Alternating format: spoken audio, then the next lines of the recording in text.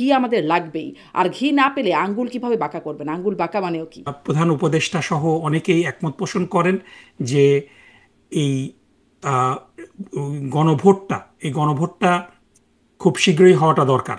কিন্তু এই সরকারের মধ্যেই কিছু উপদেষ্টা খুব নেক্কারজনকভাবে একটি দলকে প্রধান উপদেষ্টা পরিষ্কারভাবে একমত সহযোগিতা পোষণ করেন করছেন। মানে শীঘ্রই হওয়া দরকার মানে কি? বা মানে কিছু সংখ্যক 3 থেকে 4 জন উপদেষ্টা খুব নেক্কারজনকভাবে একটি দলের পক্ষ হয়ে তারা ভূমিকা পালন করছে আমি এবং বুঝতে পারছি না তিন গণভোট থেকে হচ্ছে না। চারজন উপদেষ্টা কারা যারা একটি দলের হয়ে কাজ করছে? এই নির্বাচনে যদি বিএনপি ক্ষমতায় আসবে কিনা নিশ্চিত না। আপনারা দেখবেন যে বিএনপি প্রস্তাব করছে এই উপদেষ্টাদের মধ্যে থেকেই সেই 2-3 জনকে আহ, তাদের সরকারের মন্ত্রী করতে। না, কিন্তু কিভাবে করছেন? আপনাদের পক্ষে না গেলে কি পক্ষপাতিত্ব বা অনিরপেক্ষতা বলছেন? দেশ জামাত ইসলামী সহ অন্য সব দলের পক্ষ থেকে এই দাবিটা খুব জোরালোভাবে দেওয়া হচ্ছে যে নির্বাচন শুরু হওয়ার আগে, তফসিল ঘোষণার আগে সমস্ত ডিসিএসপি কে বদলি করতে হবে এবং এটা করতে হবে র্যান্ডমলি, একেবারে লটারির ভিত্তিতে। আমি বিএনপি আমাদের এবং জামাত ভাগাভাগি করে নিয়েছেন ডিসিএসপিদের এবং বিশ্ববিদ্যালয় প্রশাসনের, তো একজন উপদেষ্টাই বলেছেন। আমরা নিয়মতান্ত্রিক উপায়ে শান্তিপূর্ণভাবে আমরা আন্দোলন করছি, কিন্তু এই দাবি যদি মানা না হয় তাহলে পরে এই দাবিটা, এই আন্দোলনটা আরো শক্তিশালী আন্দোলন হবে। সেটা নিয়মতান্ত্রিক হবে না? মানে আঙ্গুল বাঁকা হবে যখন? নিয়মতান্ত্রিক মার্চ করে গেলেন, স্মারকলিপি দিলেন, এটাতে অনেক সময় টনক নড়ে না। সো এই জন্য আপনার মানে এখানে দেয়ার আর স্কেলস।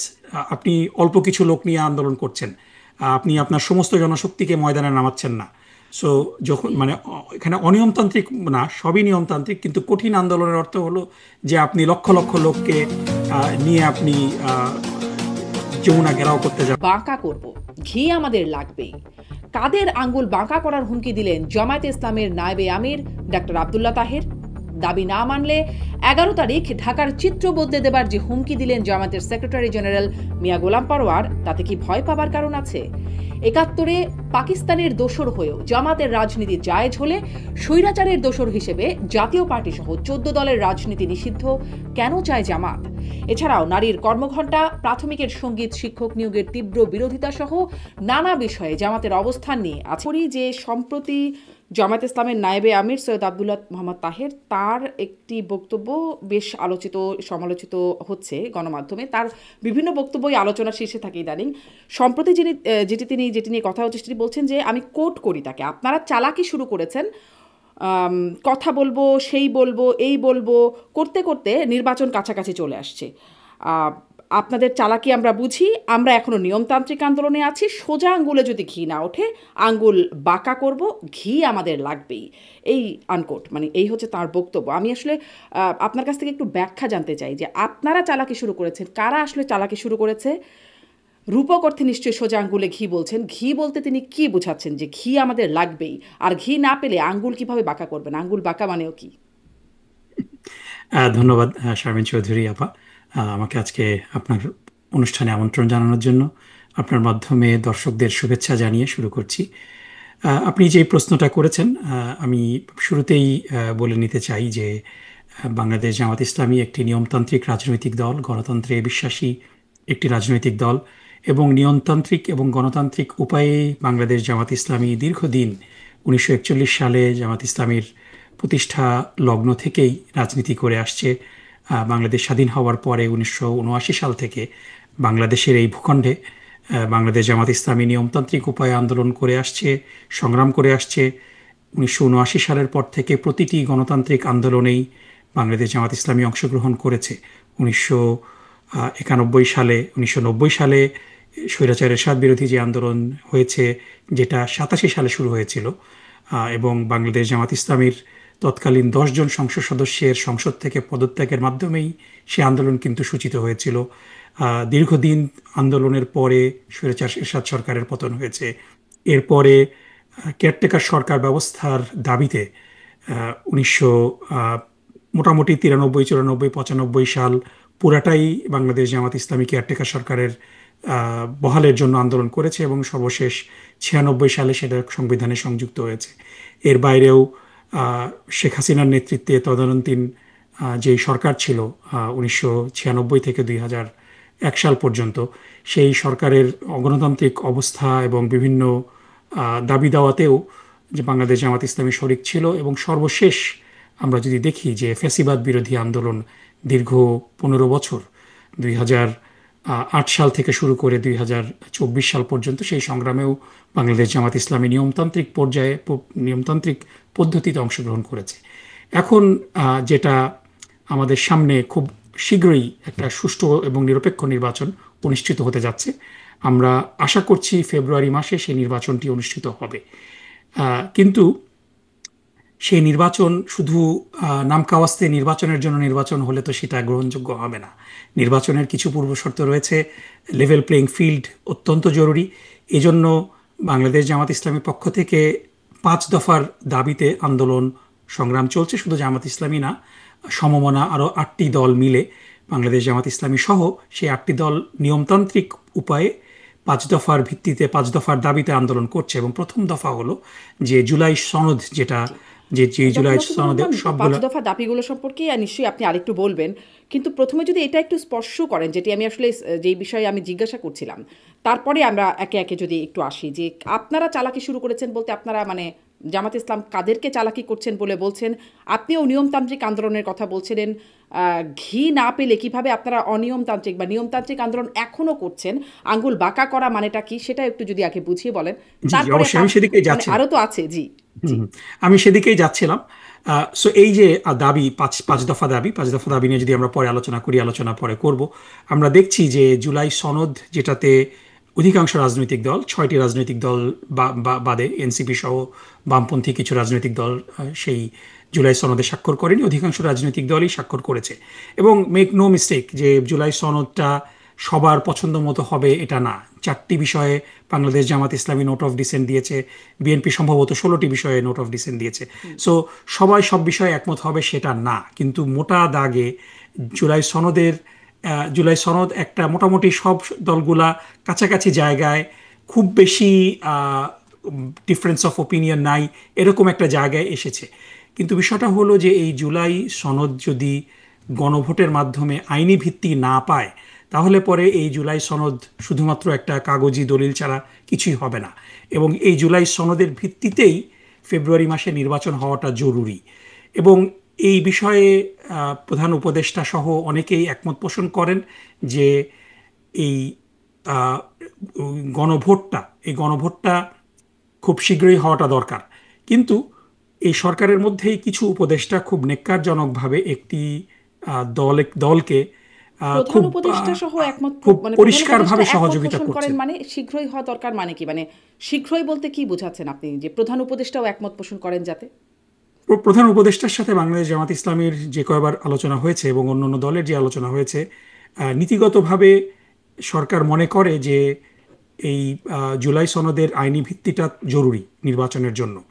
কিন্তু সরকারের মধ্যে থেকেই কয়েকজন উপদেষ্টা, এবং আমি উপদেষ্টাদের নাম তাদের প্রতি সম্মান রেখেই মেনশন করছি না, বাট বাংলাদেশের জনগণ বুঝতে পারছে যে কারা তারা। কিছু সংখ্যক 3 থেকে 4 জন উপদেষ্টা খুব নেক্কারজনকভাবে একটি দলের পক্ষ হয়ে তারা ভূমিকা পালন করছে, এবং তাদের কারণেই এই আসলে কিন্তু বুঝতে পারছি না, আমি বুঝতে পারছি না 3 থেকে 4 জন উপদেষ্টা কারা যারা একটি দলের হয়ে কাজ করছে। আমি তাদের নাম বলছি না, তাদের প্রতি শ্রদ্ধা রেখে আমি আশা করব যে তারা তাদের নিরপেক্ষ ভূমিকা পালন করবেন। এবং মানে this is a warning for them. এবং বাংলাদেশের অধিকাংশ জনগণ বুঝতে পারছে যে এই 4 জন ব্যক্তি কারা। এবং এই 4 জন ব্যক্তিদের মধ্যে আপনারা দেখবেন, যদি পরবর্তীতে সরকার গঠিত হয় এবং এই নির্বাচনে যদি বিএনপি ক্ষমতায় আসবে কিনা নিশ্চিত না, আপনারা দেখবেন যে বিএনপি প্রস্তাব করছে এই উপদেষ্টাদের মধ্যে থেকেই সেই 2-3 জনকে তাদের সরকারের মন্ত্রী করতে।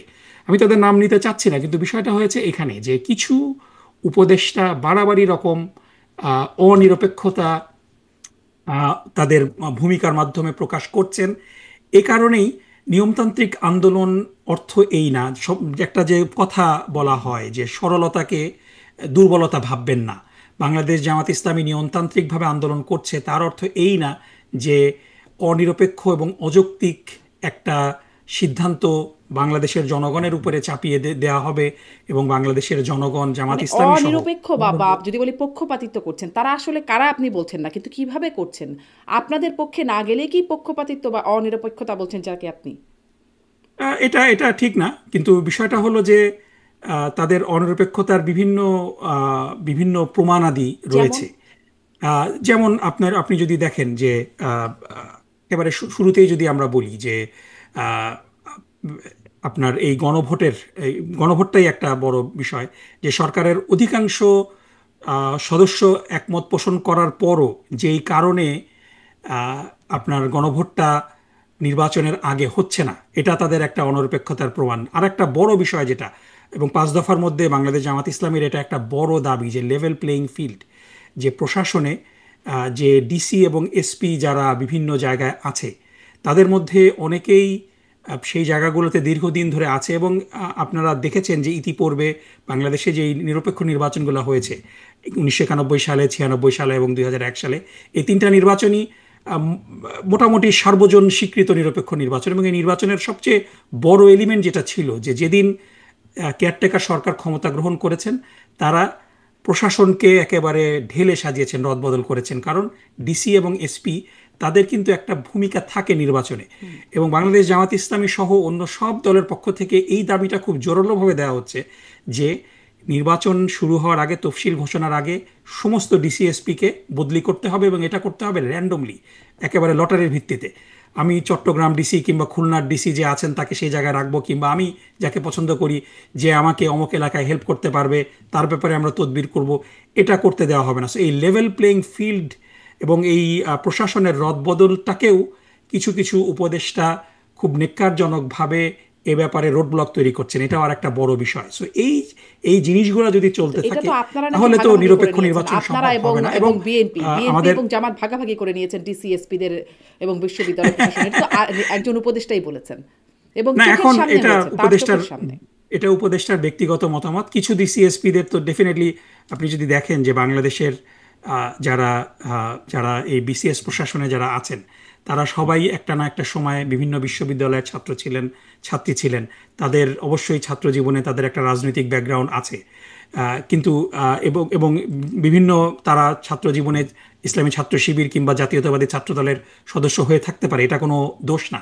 কিন্তু তারা যখন তাদের দায়িত্ব পালন করবেন, সেখানে তারা সততা এবং নিরপেক্ষতার সাথে দায়িত্ব পালন করছেন কিনা, এটা খুব গুরুত্বপূর্ণ বিষয়। এবং আমরা দীর্ঘ 1 বছর ধরে দেখেছি যে এটার ব্যতয় ঘটেছে অনেক জায়গাতে। যদি মানে ছাত্র শিবির বা জাতীয় ছাত্র দলের ছাত্র দল যদি করে তাহলে দোষের না, কিন্তু যদি শিক্ষা জীবনে ছাত্রলীগ করে থাকে তাহলে তাদের দোষের হবে।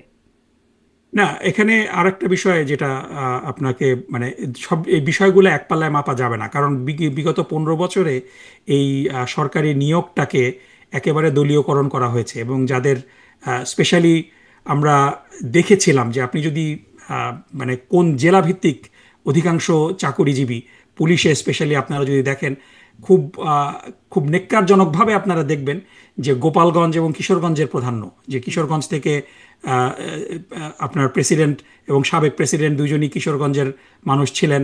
এবং গোপালগঞ্জ শেখ হাসিনার এলাকা হওয়ার কারণে, সো এই যে মানে অযোগ্য ব্যক্তিদেরকে শুধুমাত্র দলীয় বিবেচনায় সরকারি প্রশাসনে নিয়োগ করা এবং তাদের তাদের তাদের মাধ্যমে বিগত 15 বছরে ফ্যাসিজম প্রতিষ্ঠা করা, সো এটা ডেফিনেটলি এক পাল্লায় মাপা যাবে না।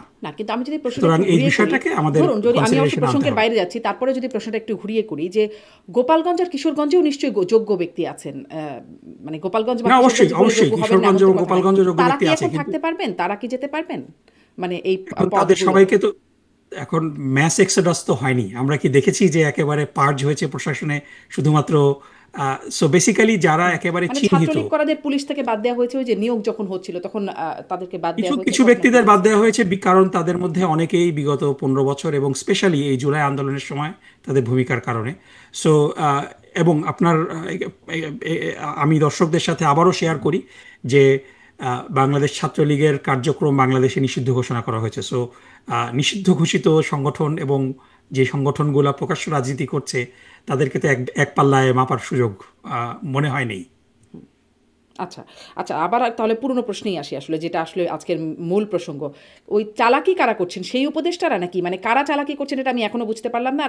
আর জি জি, ঘিটা কি, চালাকি তারাই ঘি করছেন, কি, সেই ঘি কি উপদেষ্টারাই লাগবে? চালাকি মানে ঘি করছেন। আমাদের লাগবেই, সেই ঘি জিনিসটা কি আসলে রূপ করতে বলছেন? সেই আর আঙ্গুল বাঁকা। এগেন, জি। মানে এখানে এখানে লিটারালি সবকিছু নিলে তো মুশকিল, কারণ এজন্যই রাজনৈতিক এজন্যই আমি নেতারা রূপকথা, আমি বুঝতেই পারছি রূপকথা হয়েছে। আপনারা না, কি মিন রাজনৈতিক করছেন? নেতারা যখন বক্তব্য রাখেন সেই বক্তব্যে তারা উপমা ব্যবহার করেন। সো এখানে মূল বিষয়টা হলো যে দাবি আদায় করা, এবং সেই দাবিটা হলো যে 5 দফা দাবির কথা বারবার বাংলাদেশ জামাত আচ্ছা। ইসলামী বলে আসছে। সেই দাবিগুলা আদায় করার জন্য আমরা নিয়মতান্ত্রিক উপায়ে শান্তিপূর্ণভাবে আমরা আন্দোলন করছি, কিন্তু এই দাবি যদি মানা না হয় তাহলে পরে এই দাবিটা, এই আন্দোলনটা আরো শক্তিশালী আন্দোলন হবে। সো এটাই সেটা নিয়মতান্ত্রিক হবে না? মানে আঙ্গুল বাঁকা হবে যখন? নিয়মতান্ত্রিক। নিয়মতান্ত্রিক মানেই যে সবসময় যে আপনার নিয়মতান্ত্রিক এবং অনিয়মতান্ত্রিক এই বিষয়টা সবগুলাই নিয়মতান্ত্রিক। আমরা যদি বিভিন্ন আন্দোলনগুলার আহ, আহ, ইতিহাস দেখি, আপনার সিম্পল শান্তিপূর্ণ আন্দোলনে আপনি মার্চ করে গেলেন, আহ, স্মারকলিপি দিলেন, এটাতে অনেক সময় টনক নড়ে না। সো এজন্য আপনার মানে এখানে দেয়ার আর স্কেলস। আপনি অল্প কিছু লোক নিয়ে আন্দোলন করছেন, আপনি আপনার সমস্ত জনশক্তিকে ময়দানে নামাচ্ছেন না। সো যখন মানে এখানে অনিয়মতান্ত্রিক না, সবই নিয়মতান্ত্রিক, কিন্তু কঠিন আন্দোলনের অর্থ হলো যে আপনি লক্ষ লক্ষ লোককে নিয়ে আপনি যমুনা ঘেরাও করতে যাবেন। সো সেটা কঠিনতম আন্দোলন, এবং এটার অর্থ এই যে আপনার দাবি আদায়ের জন্য আপনি স্টিল নিয়মতান্ত্রিকভাবেই কাজ করবেন, কিন্তু আপনি ইন্টেন্সিটিটা বাড়িয়ে দেবেন। জি। সেটা কি আপনারা 11 তারিখে সেরকম কিছুই করবেন? মানে আমরা দেখছি না, যে 11 তারিখে তো মিয়া গোলাম বিক্ষোভের পরোয়ার বলছেন যে আয়োজন। ঢাকার চিত্র বদলে দেবেন, মানে 5 দফা দাবি এই যদি না মানা হয় তাহলে। না, অবশ্যই বাংলাদেশ জামাত ইসলামী তো ইজ কেপেবল। বাংলাদেশে ঢাকা শহরে লক্ষ লক্ষ লোকের সমাগম করানো তো বাংলাদেশ জামাত ইসলামের জন্য খুব কঠিন বিষয় না। লেটস ওয়েট অ্যান্ড সি কি আচ্ছা, হয়। আচ্ছা, তার মানে এরকম একটা আভাস আছে যে লক্ষ লক্ষ লোক সমাগম হতে পারে 11 তারিখে, কারণ 11 তারিখে উল্লেখ করে বলছেন যে যদি দাবি আদায় না হয়, 5 দফা দাবি মানা না হয়, তাহলে ঢাকার চিত্র বদলে দেবেন। না, ডেফিনেটলি আপনার 11 লক্ষ, আপনার বাংলাদেশ, আপনি যদি দেখেন যে বিগত দিনগুলোতে গত 4-5 দিনে বাংলাদেশ জামাত ইসলামীর যে সমস্ত প্রার্থী ঢাকা শহরে নির্বাচন করছেন, তারা কিন্তু ব্যাপক শোডাউন করেছেন। সো ওই জনশক্তিগুলাই যদি, যারা শোডাউন করছেন তাদেরকে যদি আপনি এক জায়গায় আনেন, তখন তখন সেখানে তো লক্ষাধিকের জি। উপরেই লোক হয়ে মানে যাবে। আপনাদের সো এটা সক্ষমতা আছে, সেটি সেটি আপনি বলছেন। হ্যাঁ, তার মানে ওরকম কিছু একটা আশা বা আশঙ্কা করতে পারে লেটস ঢাকাবাসী। Let's wait and see, let's not জি। পুল দ্য ট্রিগার মানে বিফোর ওই it let's wait and see বলতে হ্যাপেন্স। 11 তারিখের কথা তো বলেই দিচ্ছেন মিয়া গোলাম পরোয়ার। এখন এবং এই 11 তারিখের মধ্যে 5 দফা দাবি যে মানা যাবে না, সেটি অনেকটা বোঝাও যায় যে 5 দফা অনেক কিছু আছে, সেই এত কিছু মানবে কিভাবে 11 তারিখের মধ্যে? না, এখানে একটু বলে নেই যে 5 দফা দাবির, আপনি একটা রাজনৈতিক দল হিসাবে আপনি তো দাবি করতেই পারেন অনেক কিছু। এখন আপনার দাবি, আপনার 5 দফা দাবির সবগুলা দাবি মানা হবে, এবং না মানলে আমরা নির্বাচন করব না, কিংবা না মানলে আমরা কোনো কথাই শুনবো না, বিষয়টা এরকম না।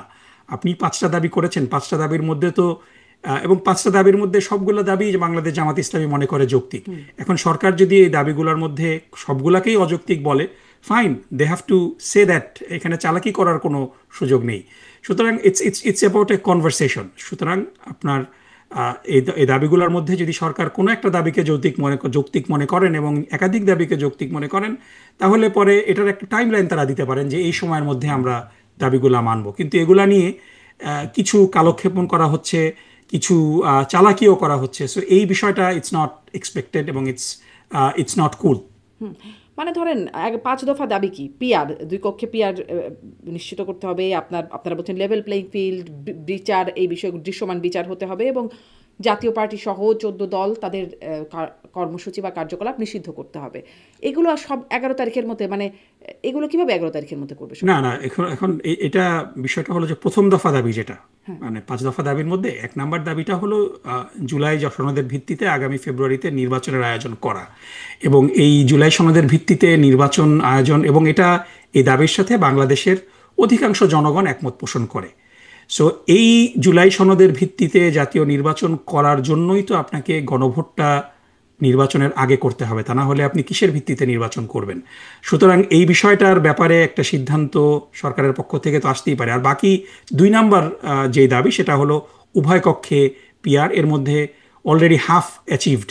দ্বিতীয় দফার যেই অর্ধেক অংশ, উচ্চকক্ষে পিআর অলরেডি জুলাই সনদের মধ্যে অন্তর্ভুক্ত হয়েছে।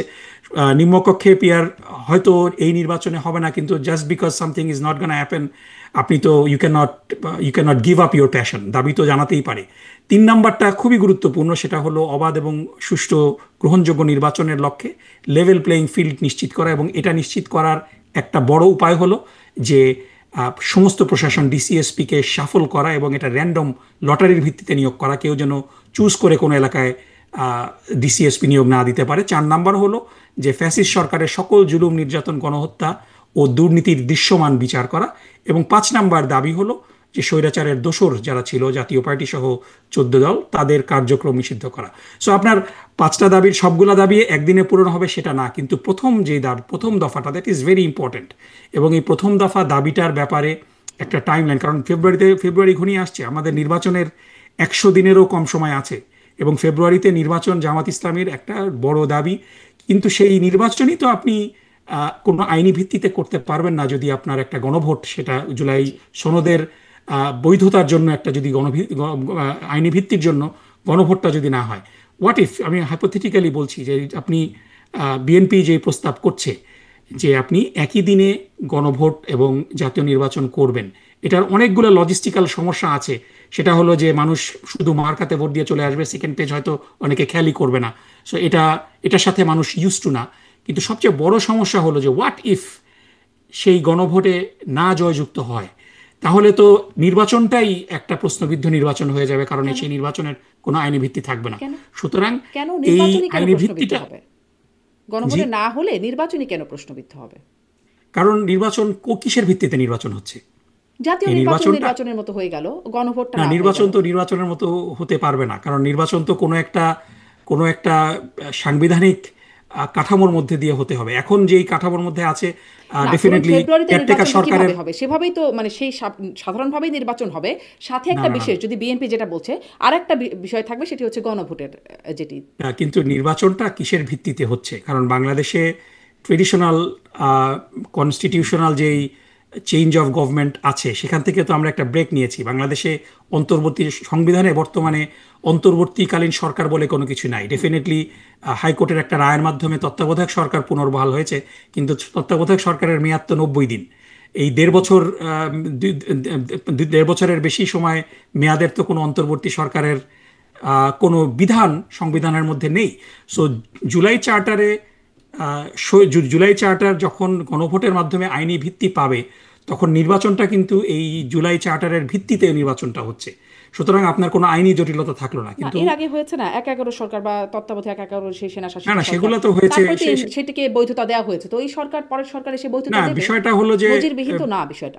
11 সময় তো কেয়ারটেকার সরকারের বিধান সংবিধানে সংযুক্ত ছিল, এবং সে সময় মার্শাল ল ছিল। তারপর সেটি তো বছর 18 মাস হয়ে গেল, পার হয়ে যাচ্ছে, তারপরে নির্বাচন হলো 2 বছর। না, এটা তো একটা সাংবিধানিক জটিলতা তৈরি করেছিল, কিন্তু এবার আমরা সেই জটিলতার মধ্যে যেতে চাচ্ছি না। আমরা গণভোটও তো সংবিধানে নাই আমাদের, সেটাও বা কি করে করবেন? মানে সংবিধানই যদি আপনারা বলছেন যে সেটার স্বার্থে, তাহলে সংবিধানে তো গণভোট না।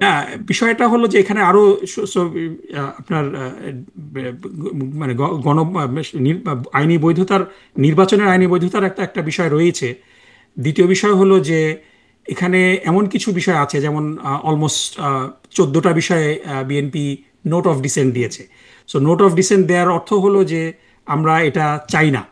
সুতরাং তারা যখন ক্ষমতায় আসবে, তখন কিন্তু ওই বিষয়গুলোকে তারা they will not be interested.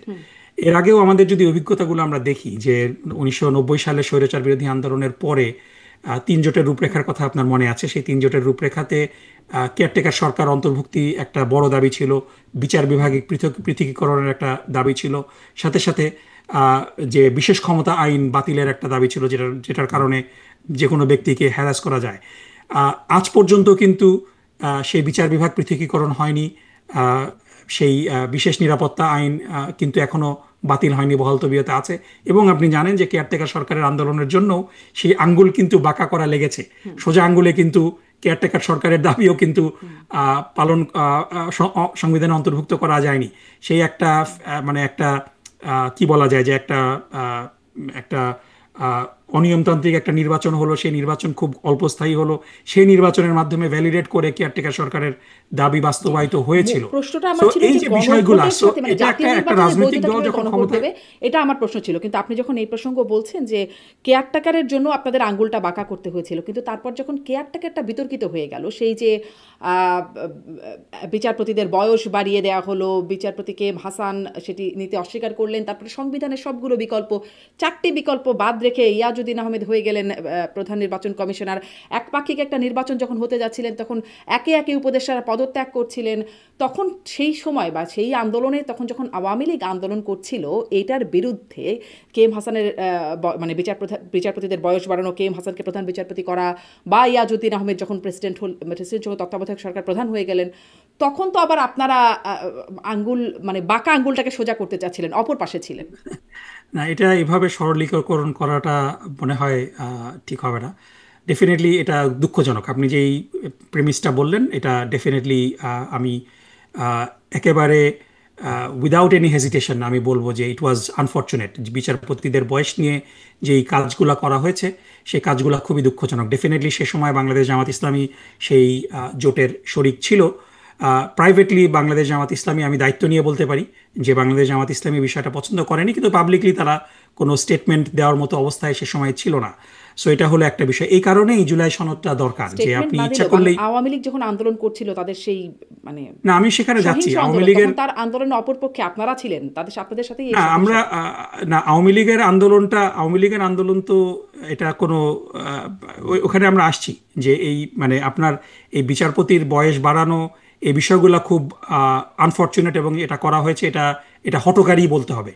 কিন্তু আওয়ামী লীগ কিন্তু, আপনি যদি বলেন যে আওয়ামী লীগের আওয়ামী লীগের আন্দোলনের প্রেক্ষাপট আপনি জানেন যে 2006 সালের 28শে অক্টোবর সরকারের যেই শেষ দিন ছিল, সেখানে একেবারে সাপের মতো মানুষকে যে পিটিয়ে রাস্তার উপরে 28শে অক্টোবর হত্যা করেছিল, সেই মানে ফ্যাসিবাদের সূচনা কিন্তু 28শে অক্টোবর 2006 সালেই।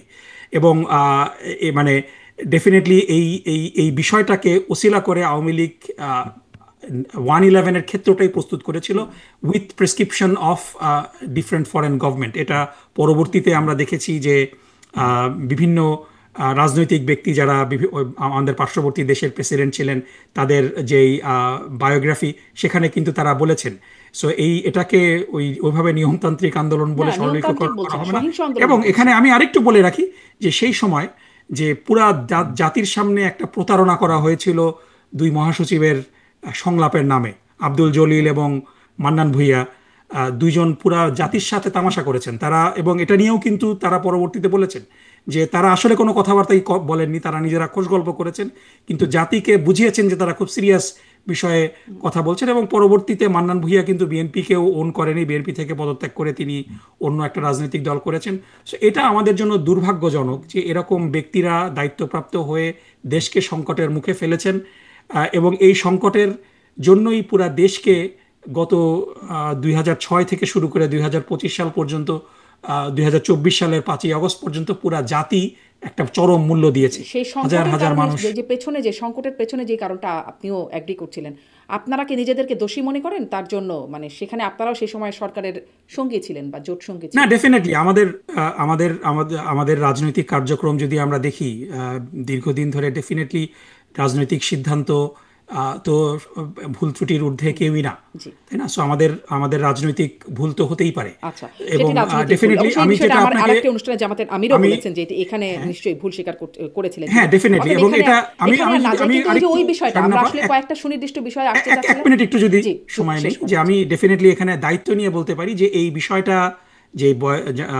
বিচারপতিদের বয়স নিয়ে বয়স বাড়ানোর ব্যাপারে বাংলাদেশ জামাত ইসলামের পক্ষ থেকে বিএনপির বেগম খালেদা জিয়ার কাছে এই ব্যাপারে বারবার পরামর্শ দেওয়া হয়েছিল যে এটা ইট will B A problem. So but আমি সাথে সাথে এটাও বলবো যে বাংলাদেশ জামাত ইসলামের পাবলিক কিছু স্টেটমেন্ট আসা উচিত ছিল, যেটা আমরা ক্ষমতা দেখিনি। নিয়ে সো নেওয়া, ইট তত্ত্বাবধায়ক কুড হ্যাভ সরকারের বিন প্রধান বেটার। হওয়া, এই বিষয়টাও তখন হয়েছিল আপনাদের সেই সময়টিতেই। যাই হোক, আমি আসলে প্রশ্ন করছিলাম যে গণভোট কিভাবে জাতীয় নির্বাচনকে বৈধতা দেবে, আর গণভোট ছাড়া কেন জাতীয় নির্বাচন বৈধতা পাবে না? সাংবিধানিক বৈধতার কথা আপনি বলছেন, গণভোটই যেখানে সংবিধানে নাই। না না, গণভোট সংবিধানে নেই বিষয়টা তো এরকম না। বাংলাদেশে ইতিপূর্বে আমরা দেখেছি যে গণভোট, এবং সবচেয়ে বড় কথা হলো এখানে যে আমরা যদি গণভোটের ইতিহাসগুলা দেখি যে বাংলাদেশে ইতিপূর্বে যে গণভোটগুলা হয়েছে সেই গণভোটগুলা কিন্তু একেবারে 2-3 মাস সময় নিয়ে যে হয়েছে সেটা না। বাংলাদেশ সংবিধানের দুইটা ধারা 142A এবং 150, এই দুইটা ধারাতেই কিন্তু গণভোটের বিষয়টা আছে এবং তার আগে একটা সরকারি প্রজ্ঞাপন দেওয়ার প্রয়োজন হয়। যে 1977 সালের 30শে মে যে প্রথম বাংলাদেশে গণভোট হয়েছিল এবং এটা সামরিক শাসনের আন্ডারে। তারপরে 1980-র দশকে এরশাদ সরকারের প্রস্তাবিত গণভোট, যেটা বাস্তবায়ন হয়নি। 1990-91-তে গণতন্ত্র পুনঃপ্রতিষ্ঠার আন্দোলন বিষয়ে গণভোট হয়েছে। তারপরে এই যে আমরা গণভোটে 4টা গণভোট যে আমাদের হয়েছে, প্রত্যেকটা গণভোটের আমরা যদি টাইম লাইন দেখি যে ম্যাক্সিমাম টাইম লাইন ছিল 28 দিন এবং মানে মিনিমাম টাইম লাইন ছিল 14 দিন। সুতরাং মানে গণভোটের কারণে জাতীয় নির্বাচন পিছাতে হবে, পেছানো মানে জাতীয় নির্বাচন দেরি হয়ে যাবে, ঝুঁকির মধ্যে পড়বে, বিষয়টা কিন্তু এটা না। বরং উল্টা, গণভোট না হলে আপনি জাতীয় নির্বাচনকে প্রশ্নবিদ্ধ করে ফেলছেন এবং মানে জুলাই সনদ বাস্তবায়নটাকে আপনি মানে এটা একটা হুমকির মুখে ফেলে দিচ্ছেন। জি, গণভোট না হলে জাতীয় নির্বাচন কিভাবে প্রশ্নবিদ্ধ সেটা আমি খুব স্পষ্ট হচ্ছি না, কিন্তু এটা একটু জিজ্ঞাসা করতে চাই। সময়সীমার কথা আপনি যে বলছেন, আপনারা বলছেন নভেম্বরের মধ্যেই হতে হবে, নভেম্বরে তো এখনো চলছে আর কি। এই গণভোটের বিষয়বস্তু 48টা দফা, সেটি নিয়ে আপনারা প্রচারণাও তো চালাচ্ছেন না। মানুষ কি বুঝবে? আমি মানে গণভোটের এই 48 দফাতে কি আছে? সংবিধান সংস্কার, যেখানে বাংলাদেশের 23% মানুষের সাক্ষরতা জ্ঞানী নাই, সেখানে সংবিধানের এই মানে 48টা সংস্কার সম্পর্কে গণভোট নেবেন, গণমানুষ বুঝতে পারছে 48টা বিষয়? এটা তো গণভোটের যখন তফসিল ঘোষণা করা হবে তখন এটার দায়িত্ব তো সরকার এই 48টা দফা নিয়ে তারা প্রচারণা করবে এবং মানে ডেফিনেটলি একটা তো আপনি মানে ঠিক আছে, আমি বুঝলাম যে মানুষ বোঝে না, তাহলে পরে কি জুলাই চার্টারের দরকার নেই? আপনি জুলাই চার্টারকে কিভাবে মানে সাধারণ মানুষকে মনে হয় যে এত আন্ডার এস্টিমেট করাটাও মনে হয় ঠিক না।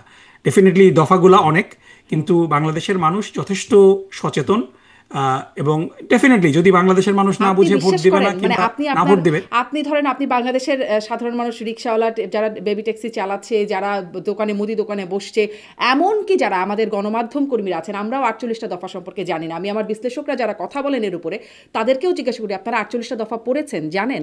তারাও আসলে অ্যাপারেন্টলি একটা ধারণা রাখছেন, তারা জানেন না 48 দফায় কি আছে। সেখানে আপনি কিভাবে আশা করছেন যে বাংলাদেশের এই গণমানুষ 48টা দফা বুঝে গেছে?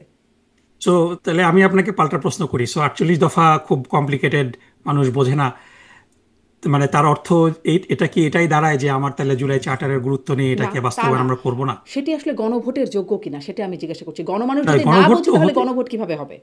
না মানে আপনি মানুষের মতামত নেয়ার তো উপায় হলো কয়েকটা। যে আপনি যদি নির্বাচনের দিনও গণভোটে দেন, সেই প্রশ্নটা তো রয়ে যায় যে তাহলে তখন এখন বুঝবে না মানুষ আপনি নির্বাচনের দিন গণভোট দিলেন। গণভোট নিয়েই প্রশ্ন, আসলে আমি প্রশ্নটা গণভোট নিয়েই করছি না। বিষয়টা হলো যে গণভোটে তো মানে ডেফিনেটলি যে আমেরিকাতে আপনি আছেন যে প্রত্যেকটা নির্বাচনেই কিন্তু দেয়ার আর মেনি কোয়েশ্চেন্স। এখন খুব ভালো হতো যে 48টা কোশ্চেনের উপরে যদি সেপারেটলি হ্যাঁ না দেওয়া যেত, তাহলে পরে it would have been better. কিন্তু আপনি যেটা বললেন যে it will become too complicated, এজন্য it has to come as a package.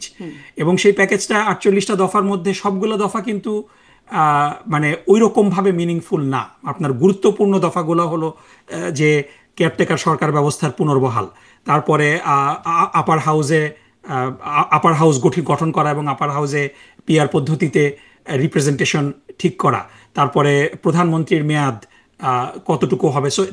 48টা দফার মধ্যে ডেফিনেটলি প্রত্যেকটা দফাই গুরুত্বপূর্ণ, কিন্তু আপনি যদি মানে হাইলাইট করে দেন, দেয়ার আর অনলি 4 or 5 মানে পয়েন্ট যেগুলা খুবই গুরুত্বপূর্ণ এবং যেগুলা তো সেই 4 or 5 পয়েন্টস মানুষ বোঝে এখন বাংলাদেশের বাস্তবতায়। ডেফিনেটলি বাংলাদেশের মানুষ তো এটা নিয়ে কথা বলছে, দ্বিকক্ষ বিশিষ্ট সংসদের কথা মানুষ বলছে।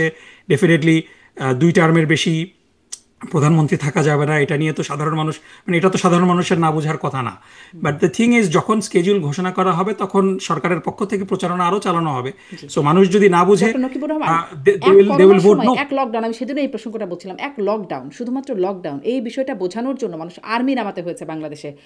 মানুষকে অটোমেটিক পিটিয়ে বোঝাতে হয়েছে যে এটা লকডাউন, এটা এই ব্যাপারটা হচ্ছে এরকম। আর এখানে তখন তো সংবিধান ফ্যাসিস্ট সরকার সম্পর্কিত ক্ষমতায় ছিল। সংবিধান, ফ্যাসিস্ট সরকার তো পিটানো ছাড়া কিছু জি, বোঝে না, অন্য দেশে তো সংবিধান, লকডাউন মানে ওটা বোঝানোর মানুষের জন্য। জীবনের স্বার্থেই ছিল অন্ততপক্ষে। ওই জায়গাটা সবাই তখন সমর্থনও দিয়েছিল, রাজনৈতিক নেতা, ওই একটা জায়গায় অন্ততপক্ষে, যেটি আসলে জীবন রক্ষার স্বার্থেই দরকার। কিন্তু না দেখেন, মানুষকে কিন্তু আপনি বোঝানোর এটা দায়িত্ব বলেন, জি সরকারের, জি জনগণকে বোঝানোর দায়িত্ব সরকারের এবং রাজনৈতিক দলগুলার। এবং মানে at the end of the day মানুষের প্রতি তো জনগণের প্রতি আস্থা রাখতে হবে। যারা বুঝে, যদি মানুষ না বুঝে হয়তো তারা ভোটদান থেকে বিরত থাকবে, কিন্তু যারা বোঝে তারা ভোট দেবে। এবং অধিকাংশ মানুষ যদি জুলাই চার্টার পছন্দ না করে, তখন জনগণের মতামতকে সবাই শ্রদ্ধা করে মেনে নিবে যে ঠিক আছে, এই জুলাই চার্টার মানুষ পছন্দ করছে না, কিন্তু এই জুলাই চার্টার পাশ হয়ে যাবে, এই জুলাই চার্টারের কিছু জিনিস আমি পছন্দ করছি না, এই ভয়ে এটাকে গণভোটে দেওয়া যাবে না, এটা তো গণবিরোধী রাজনীতি হয়ে গেল না? মানে গণমানুষ বুঝতেই যদি না পারে, তাহলে সেটিকে দেওয়া, আমরা কেন মনে করছি যে জনগণ বুঝতে পারবে না? জনগণকে এতটা আন্ডার এস্টিমেটও তো করাটা এতটা জনগণের আন্ডারএস্টিমেট প্রতি না। আমি আমি শ্রদ্ধা রাখা জানি না। 48টা, আমি অনেক মানুষের সাথে কথা বলেছি, প্রতিদিন আমার বিশিষ্ট ব্যক্তিদের সাথে কথা হয়, তাদেরকে জিজ্ঞাসা করেছি, আসলে আমি দেখিনি আসলে কেউ এই 48টা দফা পড়ে সবাই বুঝতে পারছেন, সাধারণ মানুষ তো এটা দূরের এটা কথা। খুবই খুবই খুবই দুঃখজনক, কারণ 48টা দফা যেদিন জুলাই চার্টার সই হলো, এখন 48টা দফা আমাকে মুখস্থ বলতে বললে আমি মুখস্থ বলতে পারবো না, কিন্তু আমি প্রিটি শিওর যে আমি অ্যাটলিস্ট 25-26টা দফা যেগুলো গুরুত্বপূর্ণ সেগুলো আমি বলতে পারবো। সো একজন মানে দায়িত্বশীল ব্যক্তি যদি দাবি করে যে আমি 48টা দফা কি কি সই হলো আপনার ধরেন আমি আপনার জানি না, গ্রামের বুঝি বাড়িতে না, বা আপনার এটা দেশে তো যে বাড়িতে অদায়িত্বশীল বাসা, হয়ে যে গেল না? মানুষটি গৃহ পরিচারিকা বা আপনার সহায়ক হিসেবে কাজ করেন, তিনি জানেন 48টা দফা কি আছে? আমি প্রিটি শিওর বা যে তিনি গাড়ির যদি চালক রাজনীতি জানেন? সচেতন হন, তিনি 48 দফার 48টা দফাই যদিও না জানেন, কিন্তু মেজর যে জায়গাগুলো, যে কেয়ারটেকার সরকারের পুনর্বহাল, টার্ম লিমিট, আপার হাউস, তারপরে জুডিশিয়ারি পৃথকীকরণ, এই এই এই জিনিসগুলা সচেতন মানুষ হিসাবে জানাটা গুরুত্বপূর্ণ, এবং জানার দায়িত্ব কিন্তু প্রত্যেকের। কেউ যদি না জানে তাহলে পরে আপনি কিন্তু তাকে জোর করে জানাইতে পারবেন না। সুতরাং এই দায়িত্ব সরকারের পক্ষ থেকে, they need to do a better job disseminating information. কিন্তু এই ইনফরমেশন ডিসিমিনেট হওয়ার পরও যদি কেউ বলে যে আমি জানি না, এটা আনফর্চুনেট। মানে স্পেশালি দায়িত্বশীল ব্যক্তিদের পক্ষ থেকে যদি এই কথাগুলো বলা হয়, এটা মানে মানে এখন দেখেন, মানে আপনাকে বলাটা আমার দায়িত্ব, কিন্তু আপনাকে আমি বলার পরও যদি আপনি জিনিসটা সেই ওই মানে সেই গল্পের মতো যে যদি কেউ না বুঝে কোনো কিছু, কেউ যদি মানে জেগে ঘুমাতে চায়, তাকে তো আপনি কিভাবে ঘুম পাড়াবেন?